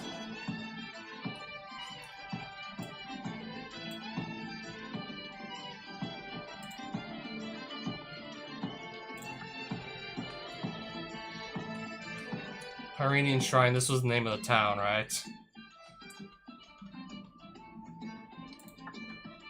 I would believe so, but I'm gonna just I guess continue to follow this arrow. Hit save again.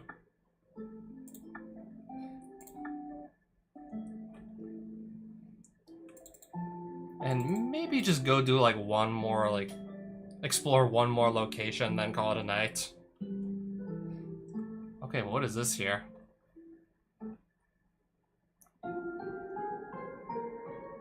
All opponents. Okay, so this is another dungeon, isn't it? All opponents start with a Staff of the Mind Magus. So it is another dungeon.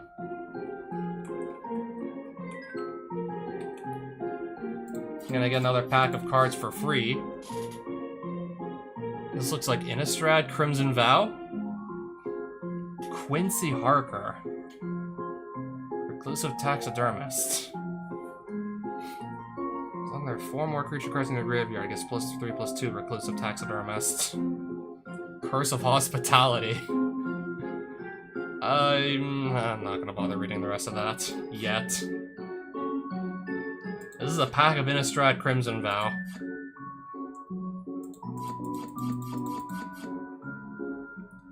A Braid. Okay, there's also an Innistrad Remastered card in there for some reason. A Braid? Just because I can kill something with 3 or less toughness for 2 mana, I'm probably slotting this in. We found another kill spell in this pack. Just lying around waiting for me to grab it. Some more money. Now, can I safely get to the treasure chest, or do I gotta fight for it?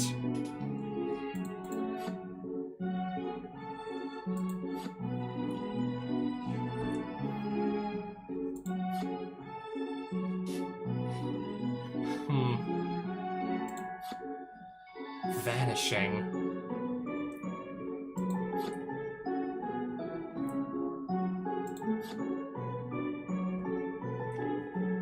Is this even gonna come up?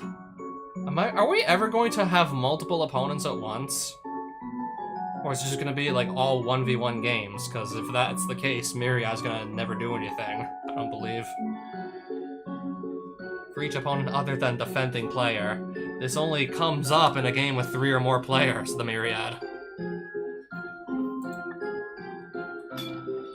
We're fighting a blue wizard. An apprentice blue wizard we're fighting. Everybody in this dungeon starts with this staff here, apparently.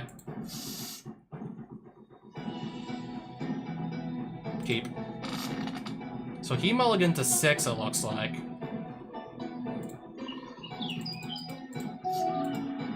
Otawara Soaring City. What does this 1/2 do? Okay, pay 7, sacrifice to draw 3 cards. Oh, I just literally realized that the Crashing Footfalls. We better suspend that. Could've just done that immediately, but I guess I can wait 1 extra turn to have my rhinos.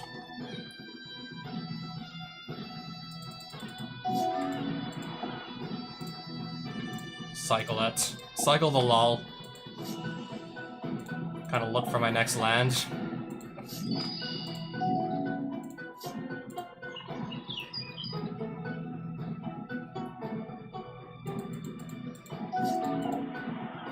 Separatist Void Mage.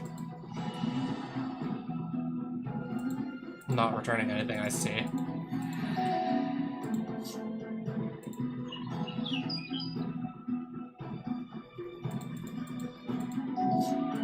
I gotta wait 1 more turn, and then I should have my rhinos.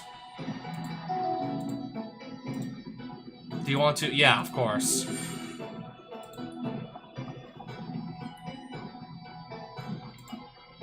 Hexproof and Prowess on this thing.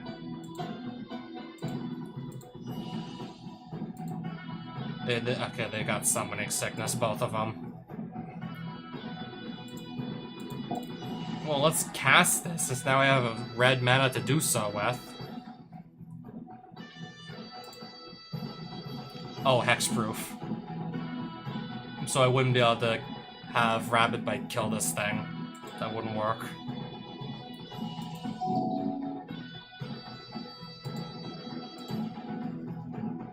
Turn Rhino token to its owner's hand, then it ceases to exist. Again? Yet another one? I believe I'm forced to block here. To not immediately lose the game. And then what do we do?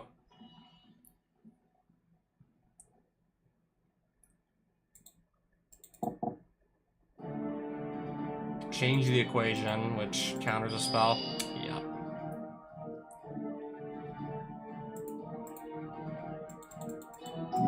So how much money am I gonna lose? Because we lost the game? I guess in addition to us just getting booted out of the dungeon. And then my starting life is now 9 or something. But apparently I'm being instructed to go in this cave. What if I go to this castle here? Is that a town I can go visit? It is.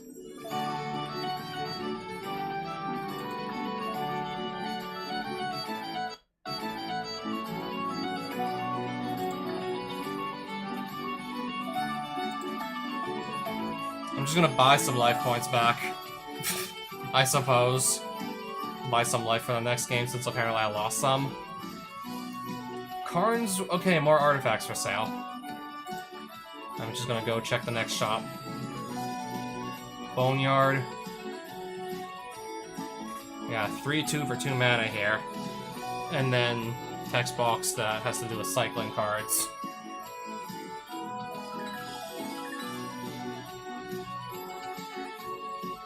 A stunt double.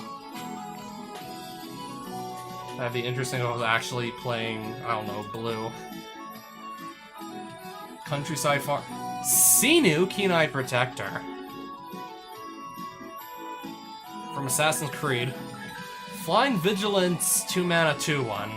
Can exile itself, give me 2 life, try 2, and if I'm playing other legendary creatures, this can just come back from exile attacking. Give me a Xenu. I feel like playing a Xenu.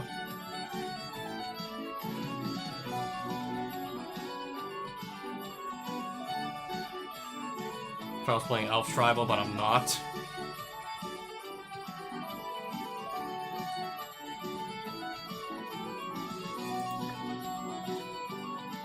Maybe I'm gonna have to actually sell off some cards at this point. Okay, they got another... Are you attempting to sell 4 cards for 250 gold? I sure want to proceed. The other ones from earlier, yeah, I was meaning to sell them. Can I see what this card does first before I decide to sell it?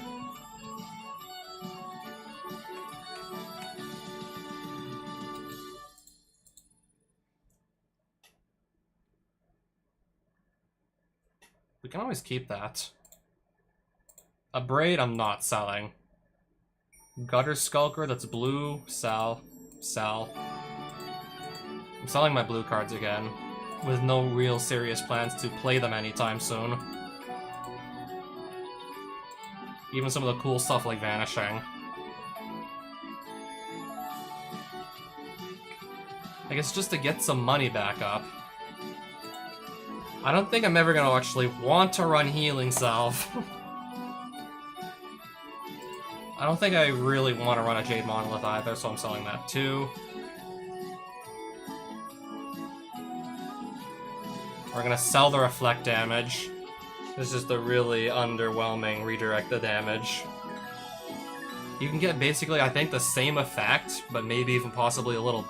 You get, as far as I know, I remember a card that literally gives you the same effect as Reflect damage to redirect damage from one source, from one place to another, for only 2 mana.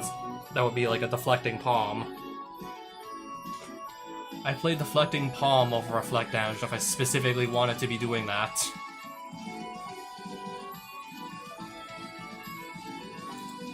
Sell Starlight. A little too situational for my liking, and it's only gonna gain us life, even in the best case scenario.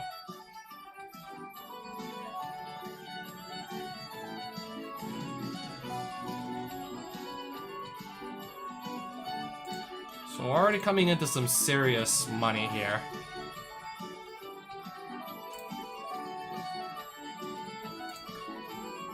I'll check back at that draft some other time, I think, at this rate.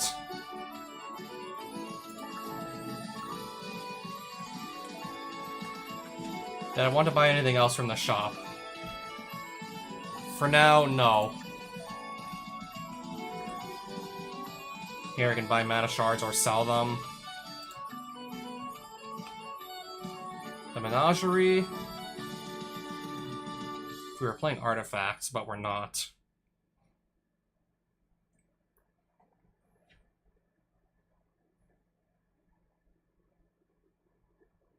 Interesting. Can always sacrifice itself to just do 4 damage to something. And I guess, in that case, I guess I'll take it.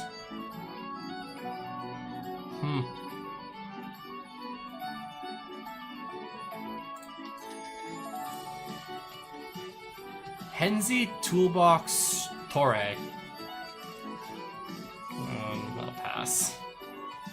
Helena and Elena, partners.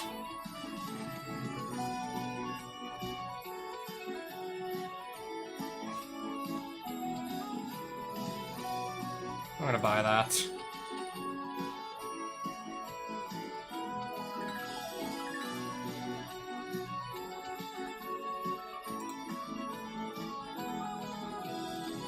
Buy it now. I need to blow up a ton of artifacts at any point. It might be nice to have this around, lying around. Get to fire. That's basically an X burn spell. With the ability to be played at instant speed if you pay 2 extra for it.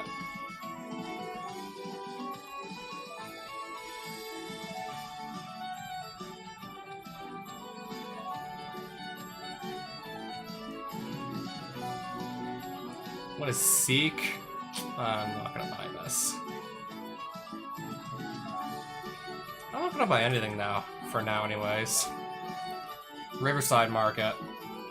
Naya Sojourners.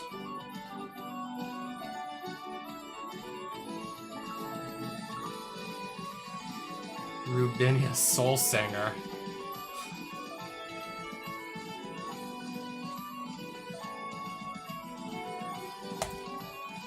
Okay, let's grab White of the Night Orchid. I think that's a reasonable call to just grab that when we see it. Dude, they have Armada Worm here. If I'm going to be able to cast this. Damn, they have Armada Worm here.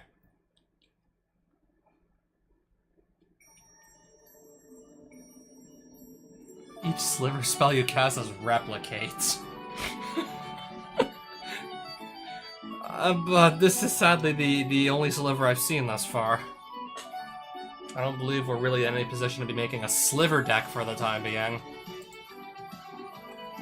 Yeah, what other slivers? Walmart 2, Electric Boogaloo. I don't believe I'm buying anything here.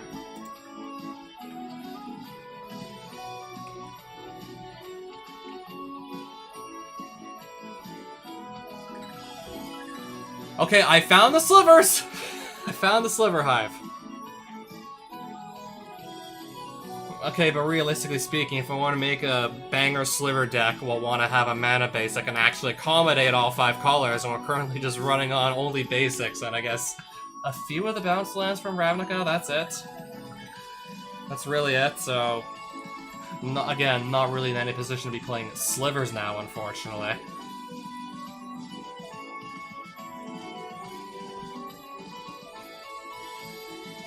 I would probably consider taking another quest the next time I go stream this. But what draft? It's a Guilds of Ravnica draft.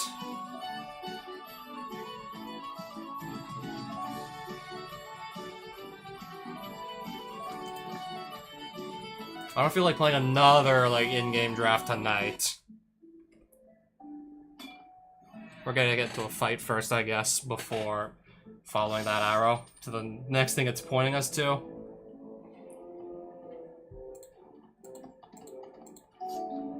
Wait, this dude's on 15 life.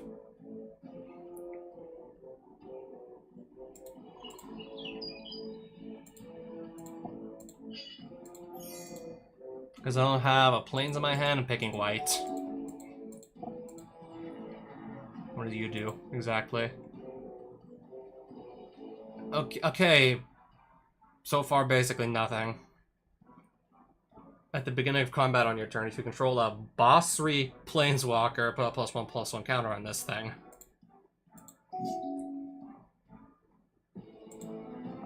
Something about a boss 3 cat.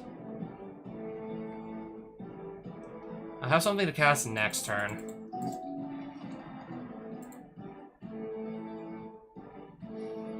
Okay, I might want to hurry this up.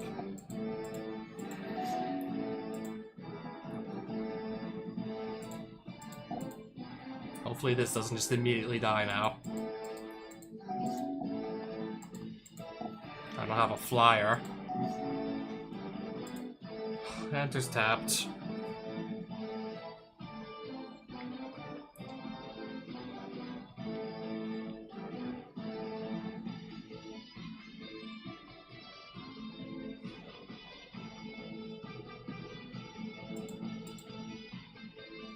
I definitely wish I was in more of a position to attack here, but not just yet. It was an even Gagglemaster. It's gonna give him 4 life. And be a 4/3 flyer.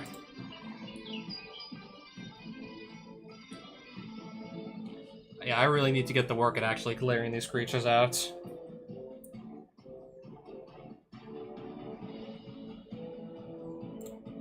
Unfortunately, I believe that's a source. Yeah, that's a sorcery, I believe.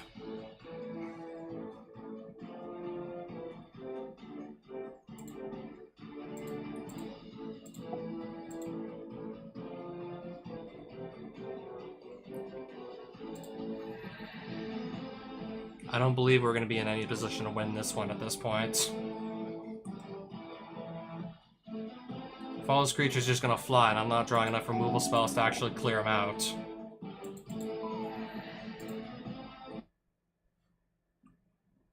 Which, yeah, that means I lose some more money. So this is the next cave they're directing me to.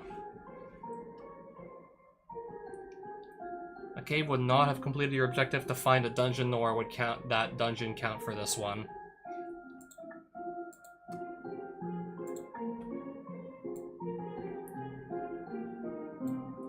Probably hit up every town I can find, while I'm still actually trying to figure out what my deck is supposed to do.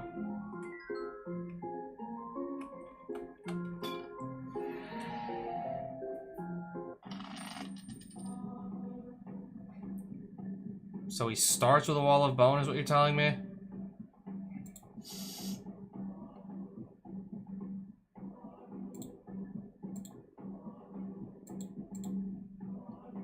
We'll play a land at least. Fear.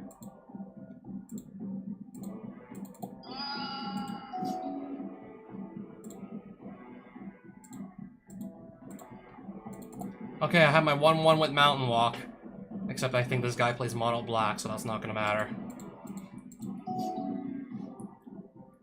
Cavern of Souls picked Goblin, making it uncounterable.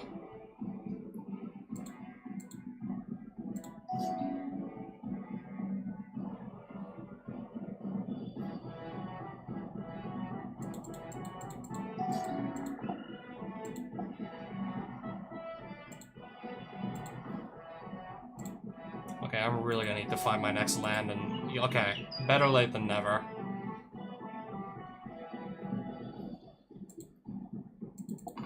Suspend 4.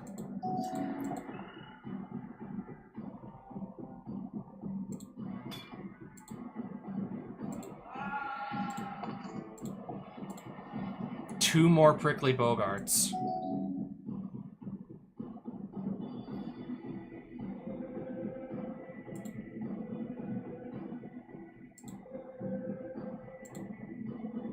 I want the Death Spark back.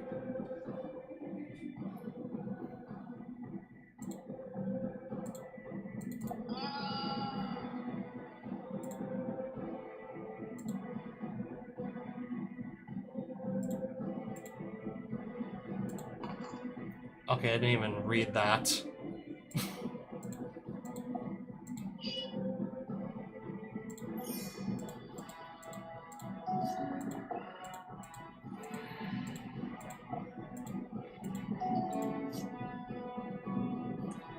might not even last long enough at this rate. I guess I can give the Wall of Bone first strike, just to stop myself from... I don't even think I can do that at this rate.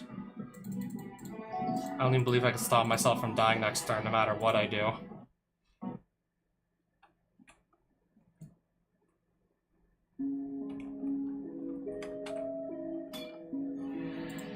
I gotta fight a skeleton now.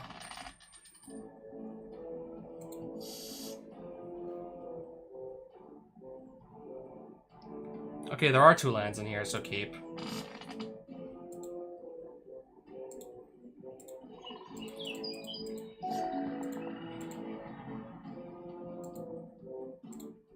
Exalted.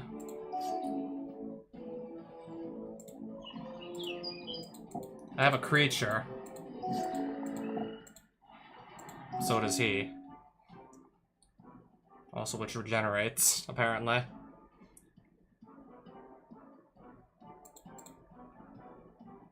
Am I really about to not find any lands again?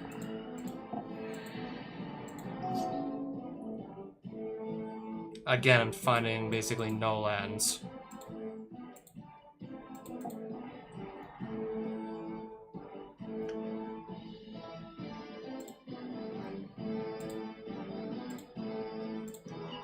Okay, that helps.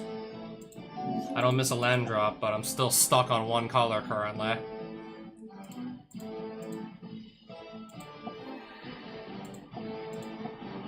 Okay, how many creatures are we casting here?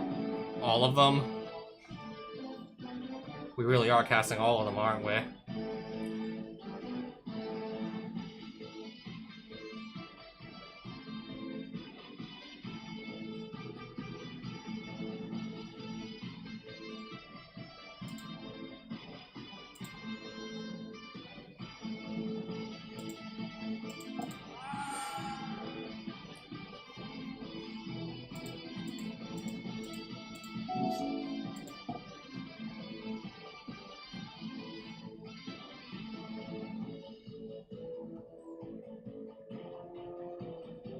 I have to block.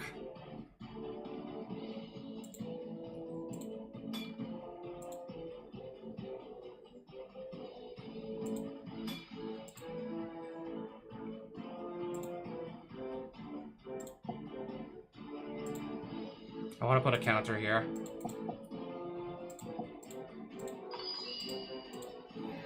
And everything here regenerates with enough mana to do so.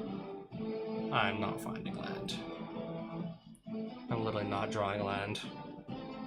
There's just nothing I can do if I just don't draw land.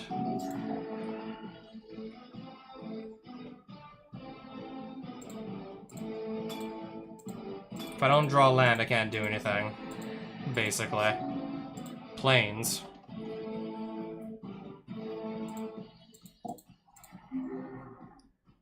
Phyrexian Golem token, but even then, is this going to be enough? At this point, might as well just Alpha Strike.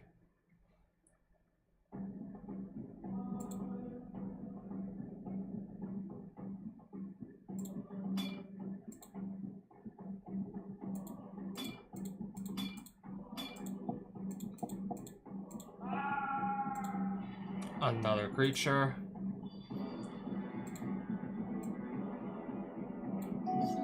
Forests.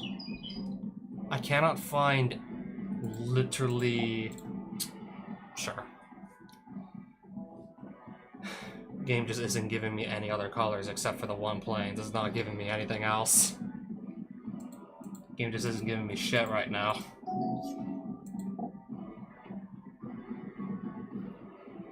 Again, I must block to not die here.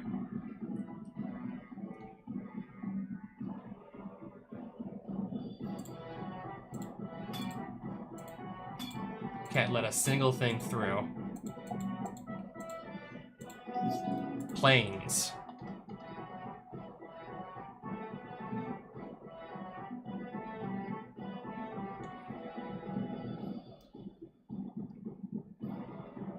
That's a 0 power thing.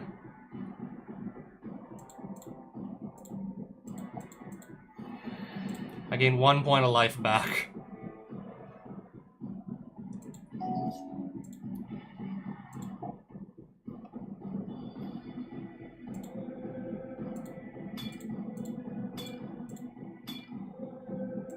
And nothing dies, so they just keep regenerating.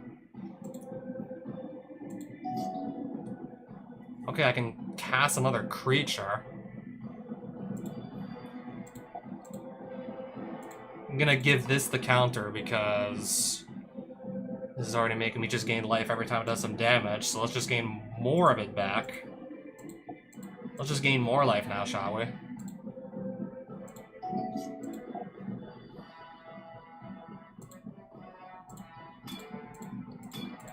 Just keep blocking. They keep regenerating. Okay, another creature that can continue to fight. On his side. I'm just gonna have to slowly pick him apart because I don't believe his skeletons know how to fly. Pick him apart with the Morning Thrall. Because I can do nothing else. Again, we must keep blocking everybody.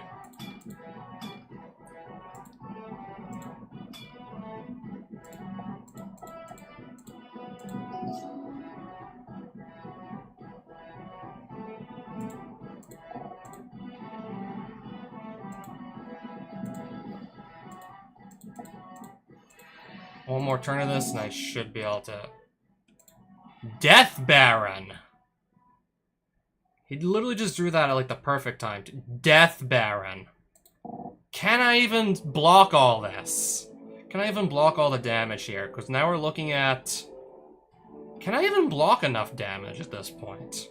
Or is it still gonna get through 8 life? Can I even block it all? Siege Behemoth block. Let's see. Can I even survive? I don't know.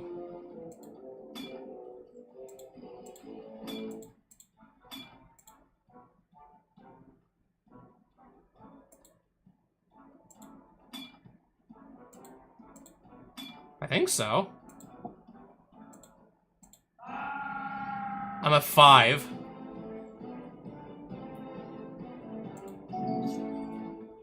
Again, he doesn't have any flyers. Okay, I still did it. Okay, we're gonna win some cards now, aren't we? Sam's Desperate Rescue. The ring tempts you.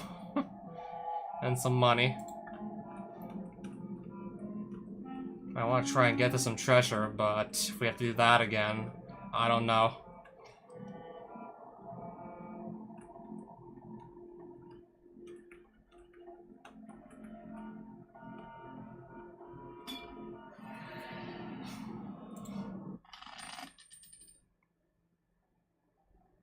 I'm still starting at 8 life, apparently. Okay, plenty of lands this time, but no white just yet.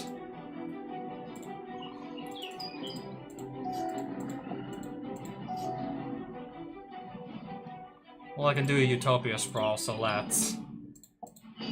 White. Can't block that yet.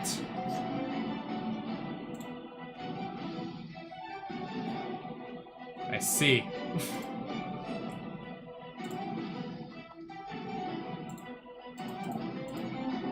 Play our Blade Splicer and then just... I gotta pass it back to him, don't I? Death Baron. That is gonna be a problem. If I literally can't just immediately answer it, that could be a problem.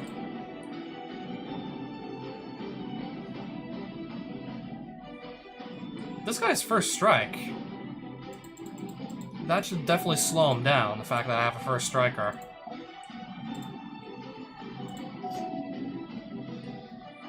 Soul Seer. Gonna throw that straight at the Death Baron. And now it's not a problem anymore.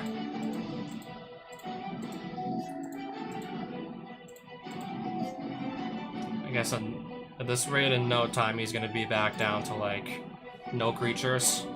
No cards in his hand. Child of Gaia. Pass. Can we mark upkeep to always stop so I can just pay the cost on this, or does it just die?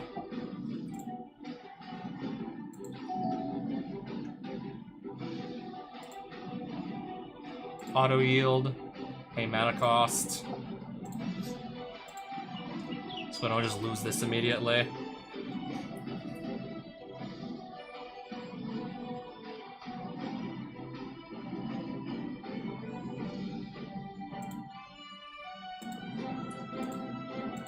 Let's see if it just blocks the bunch of he will block with. How many creatures?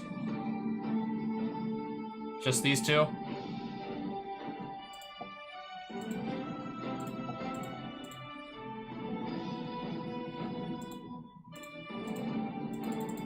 The skeleton is still gonna take 5 to the face from this attack.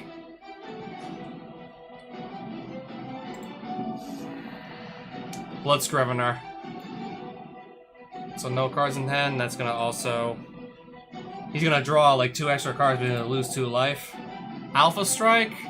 LOL! Prevent all... Oh, perfect! Prevent all combat damage that will be dealt this turn.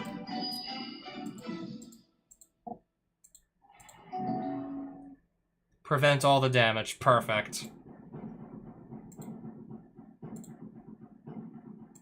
Pay the cost so it doesn't die. So he went in with all his creatures. You're not blocking this.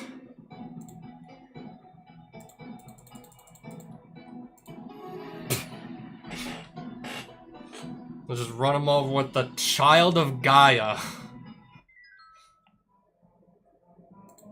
And win some anime chick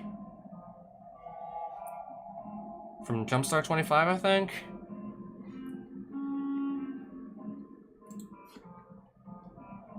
This old school card. Bury target non-artifact attacking creature and put a shadow token into play. Treat this token as a black creature with power and toughness equal to the power and toughness of that attacking creature that's destroyed. Bury shadow token at end of turn. Final Fantasy Phantom Train. Final Fantasy 6 apparently. Join the dead.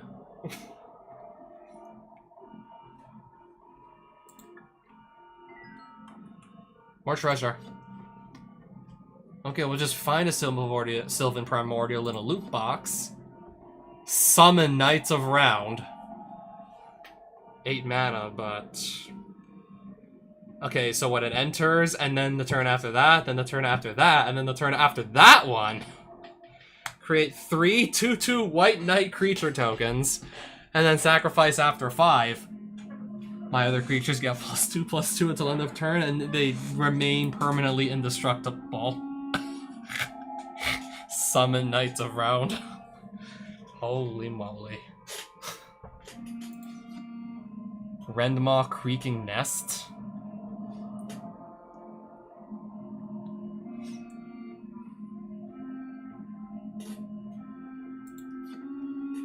Ancestor's Prophet. Measure of Wickedness. And a Drift Gloom Coyote. What the hell? When it enters, exile target. Oh, okay. 5 mana, remove something, and put a 3/4 body on the field. Get something off the field until this dies. If that creature had power 2 or less... Okay, fuck it, make this a 4/5.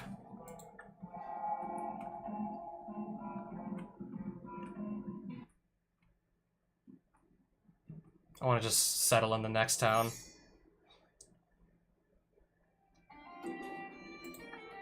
I guess we are just going to... Many merchants are peddling their wares, the most relevant to a wizard having colorful, if at times crude, signs, and for other shops advertising their specialties. I guess we're gonna go just... I don't know, look to see what other cards are for sale. Complete a math. So I'm doing that next time I stream this. Jumpstart available. Info. Jumpstart Dominaria United.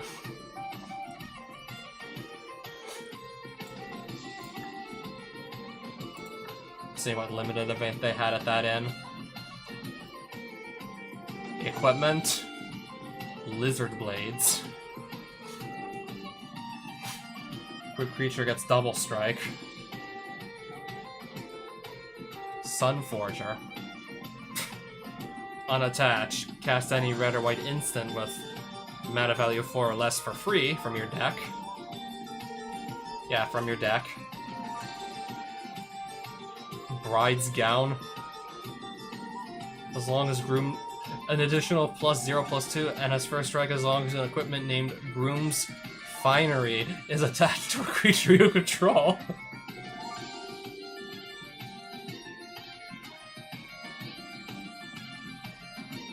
Yeah, equipment, basically.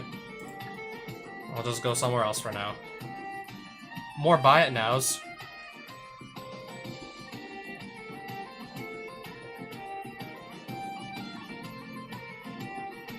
Out of bounds, counter target spell. Curse of Gaze of Adomaro, whatever this is. Do a bit of burn damage for 4 mana. I'll pass.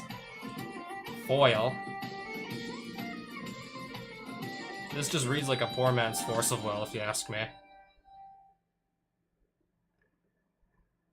Again, we have some seriously interesting art here on Feast of Flesh. Chill to the bone if I was playing black. Still gonna pick up the card, in case I end up somehow switching colors. More artifacts for sale. Just very quickly looking to see if anything jumps out at me as good. More artifacts still. Dublin Cube is cool. Okay, mana rock that has the ring tempt you. Destroy target land for 5. 2 to put this on the field, and then 3 to sacrifice and destroy the land. I'll pass.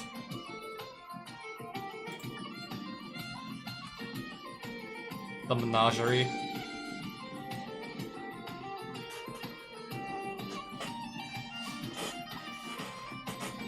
Tenth District Hero. Collect Evidence 2. I think that's you banish stuff from your graveyard with mana value 2 or greater. I think we're gonna buy this guy. If it's what I remember, the Collect Evidence, I think we'll purchase this guy.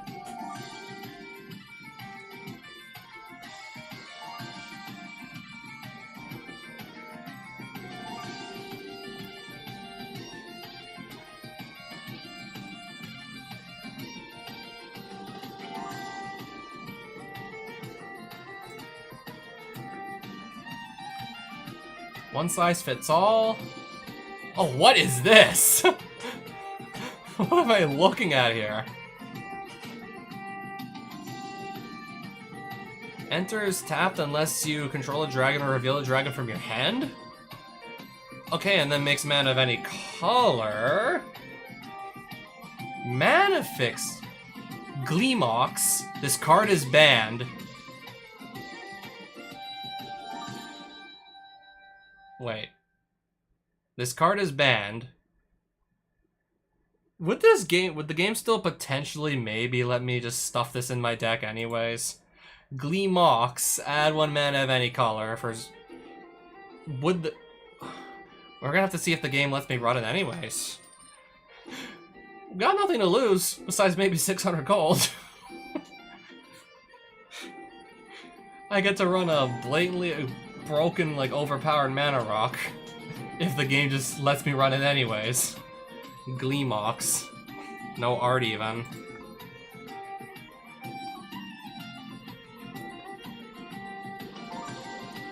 Placeholder image. Display commander. Placeholder image.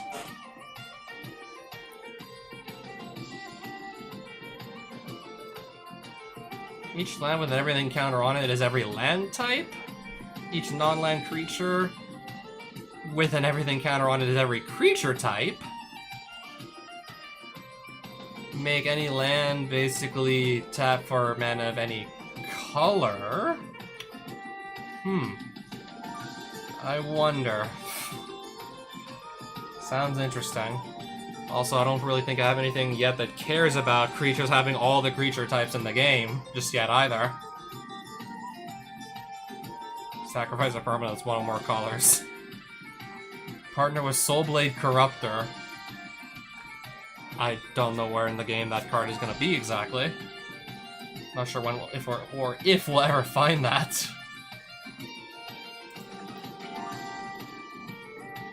Charms and Curiosities.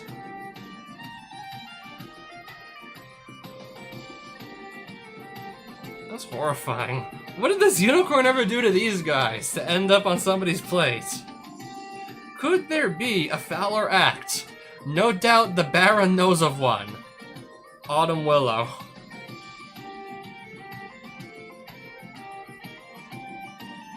I'm not reading that shit. I'm just not reading that. I'm not reading all that.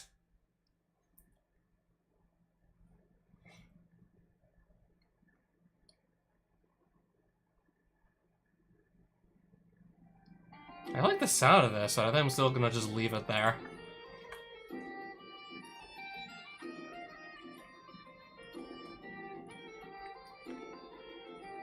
Booster packs for sale. They're selling booster packs. I think Future Sight.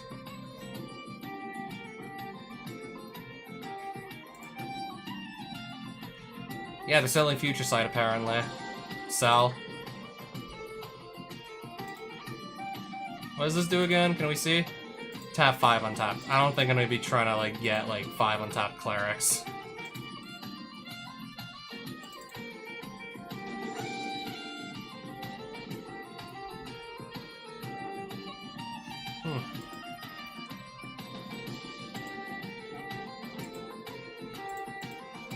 This sells for 150, and what does she do again? No, we're gonna keep the hot anime vampire chick. I've never even got around to putting in my White of the Night Orchid yet. I should probably do that. Sell for 250. My gut's telling me just sell it.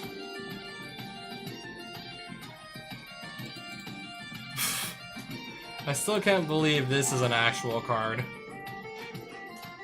Yeah, for 4 turns in a row, just spit out 3 2/2 White Knight creature tokens and then make them all +2/+2 and indestructible 5 turns later or something. Like, I can't believe it.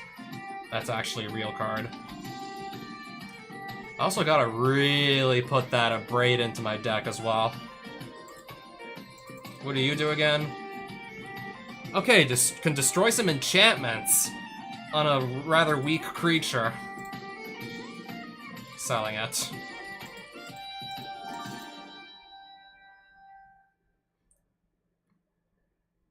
Oh, so that's how you get flanking.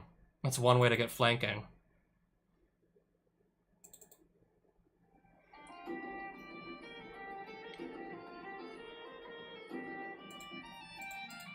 I'll sell the 2 agilities. I'm gonna sell my Ancient Ooze and my Barb Foliage.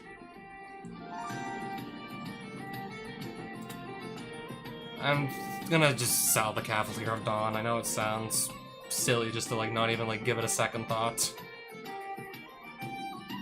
I don't feel like... I mean, if I was playing mono white, it would actually be in the deck for sure. But trying to juggle 2 other colors and then have 3 white up by turn 5, I'm not expecting that to work consistently enough. I'm not expecting it.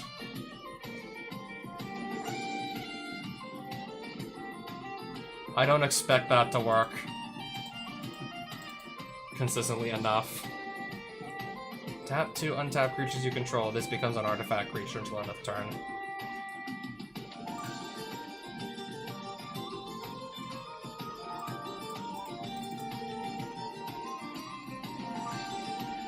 I just click. Okay, I want to see the other side of the card because it's a double-faced. Enchanted creature has lifelink. Okay, so revive it and then just attach it to something to give it lifelink.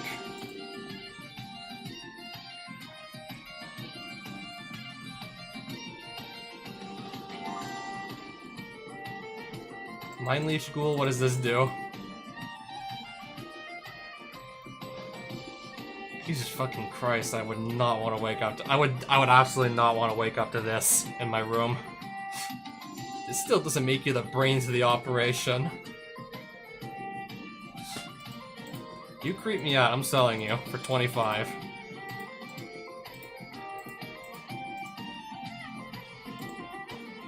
What does this do? Okay, one of two things. Nettling Curse. I'm gonna sell that. I'm gonna sell the Prismatic Boon.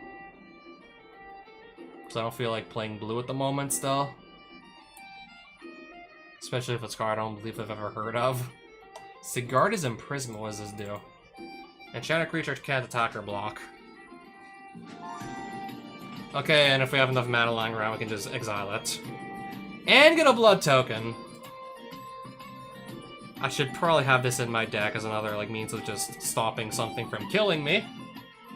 Technically removal. It just completely takes that out of combat. I'm not playing blue spell, so sell it.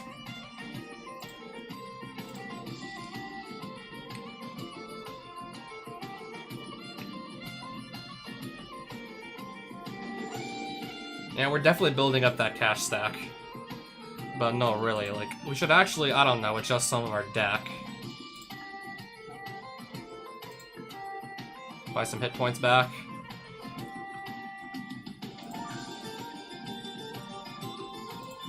Edit. So we have, I want to run Senu, Keen-Eyed Protector in here.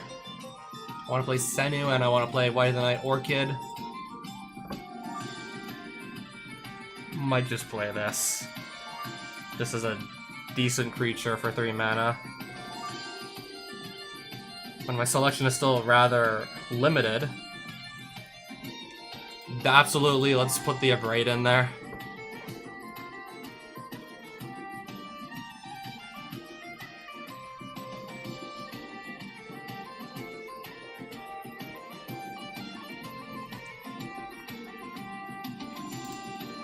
Quincy Harker. Okay, he can ramp me. Make mana of any color, this can ramp me.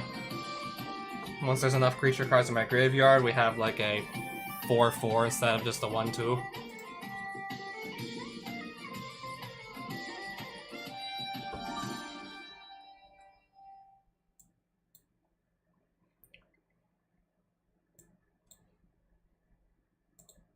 Add to main deck also.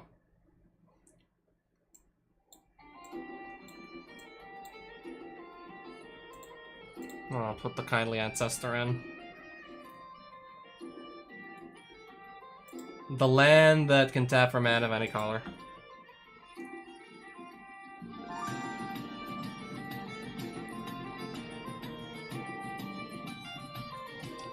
Okay, we're also gonna do the Coyote. This can kill something once I have enough mana with just direct damage, so... And I can also just say I cast it, like, say, turn 1, just attack for 1. Might as well. Keep on attacking just for 1 damage at a time if, say, yeah, the opponent has an empty board, they have a slow start, just slowly, like, quickly chip away life with a 1/1 with haste. Yeah, let's do that.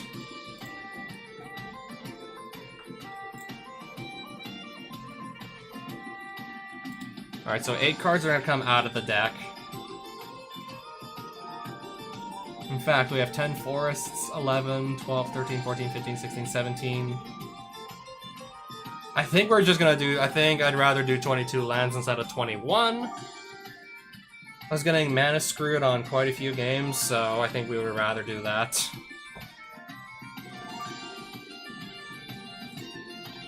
Remove. I never did cast Siege Behemoth like once. I think it's a safe bet that that can just go.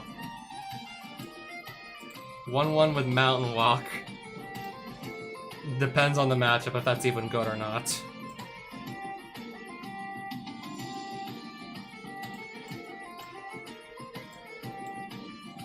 Piles. Can we do piles by mana value now? Okay, I don't think I need to keep so many 5-drops in here.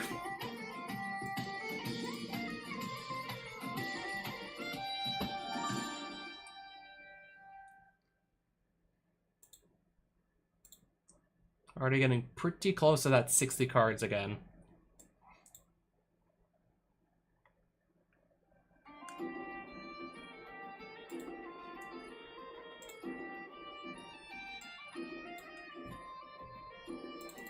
I can't believe it's been 3 hours already.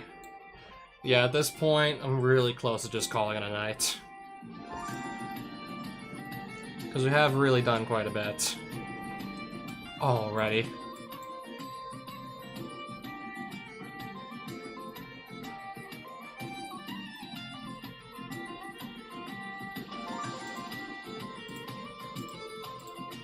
Taking out 2 forests to do 2 plains in their place. Hopefully won't regret this.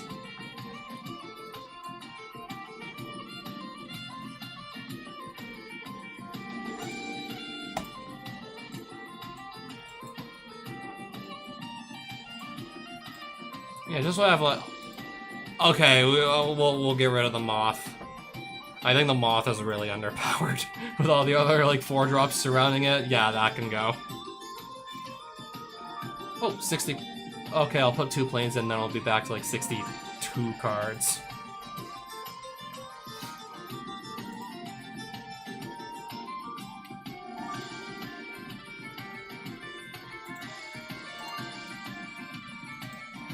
This is just a better Rabbit Bite, isn't it? Looks like it to me.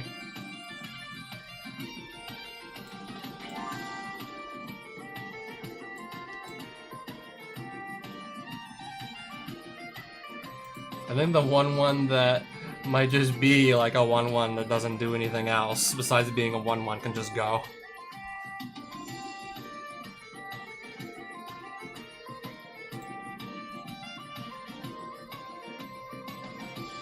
I'll take that out too.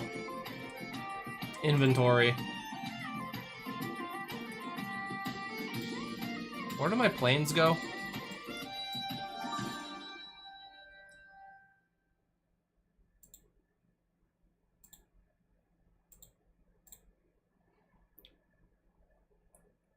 I'd love to be able to just ramp into this, not have to wait 8 turns to get it on the field. Yeah, what if I can't even, like, survive 8 turns? That's what I'm thinking. What if I don't even get to survive 8 turns in the first place?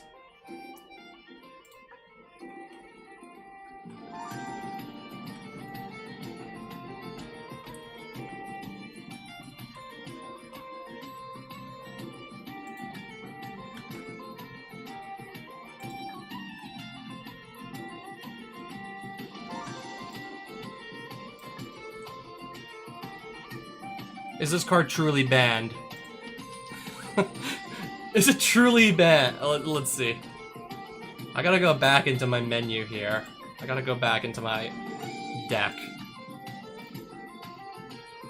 Is it truly a banned card? So where's Gleemox? It would be in the zeros. Add to main deck. It is banned. It is not. It's not giving me an option to throw it into my main deck. There's no like add to main deck prompt that shows up with the Gleemox. You cannot main deck it. You cannot actually run it. It is banned. I shouldn't be surprised. Why even have it in the shop then? Why even bother putting it in the shop at this point?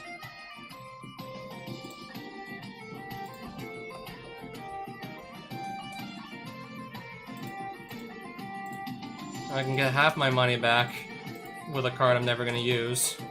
But it might just be funny to keep it. I think it would be funnier to keep the card anyways.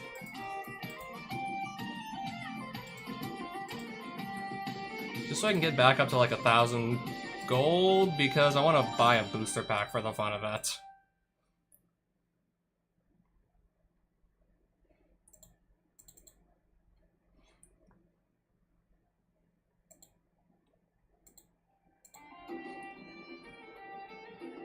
Gleemox. Why even put this in the game if you can't even put it in the deck? Why even bother having this here? Yeah, I'm not gonna go through the trouble to play like a 7/6 spider if instead I can get 3/2/2 knights every turn for the next 4 turns, and then they all become 4/4 indestructibles. Why would I even bother playing the 8 mana spider that's just the 7/6 with reach? But I can get like 3 knights every turn for the next 4 turns.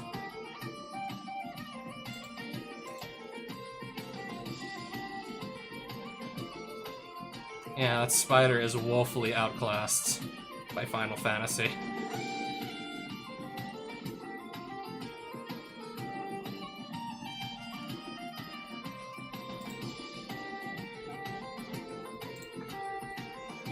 Before I call it a night, I'm gonna try my luck with a booster pack of what is Modern Masters, Magic 2012 core set, Ravnica Cydia Guilds, Worldwake, Avacyn Restored, Future Sight. I'm going to lock in the Modern Masters.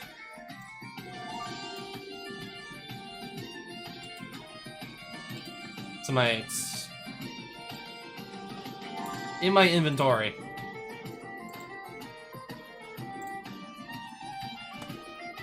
No going back now. I spent 1,000 coins on this. If I need to counter a graveyard-centric strategy, this would be perfect. Doesn't even matter, I'm not playing black. 0 mana, discard, exile up to 2 cards from graveyards. Path to Exile! Sudden Shock. We're gonna save the rare for the end if this is the rare.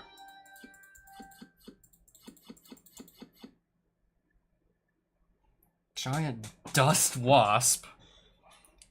Flying Suspend 4. Warrant Pilferers. Walker of the Grove, Torn of Stone. Okay, that can kill creatures too with just direct damage. Ballot Germinator. Sylvan Bounty, Blinding Beam. Here, Forcer, War Marshal, Perilous Research. And the rare...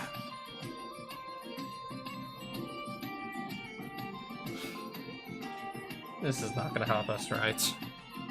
I don't think it's gonna do enough for us. Our deck's not really built to the brim with instants and sorcery that do damage.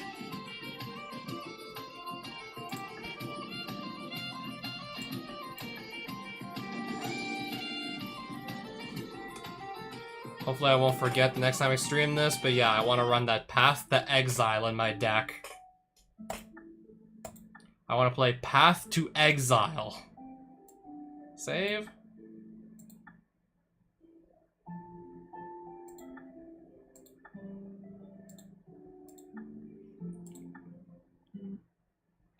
And that should just put us here with our green deck.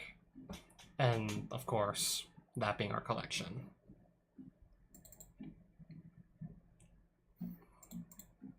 This is going to be a lot of fun. I can already feel it. Just traveling around this world and just stockpiling cards until, I don't know, we can actually have a competent deck. I still cannot believe they have this in the game. This card is banned. I don't know what was just more, like, out of pocket. The Gleemox you can't even put in your deck, or the Japanese card. The random card I found in Japanese. Just some Japanese crocodile. Anyways, I'm going to bed.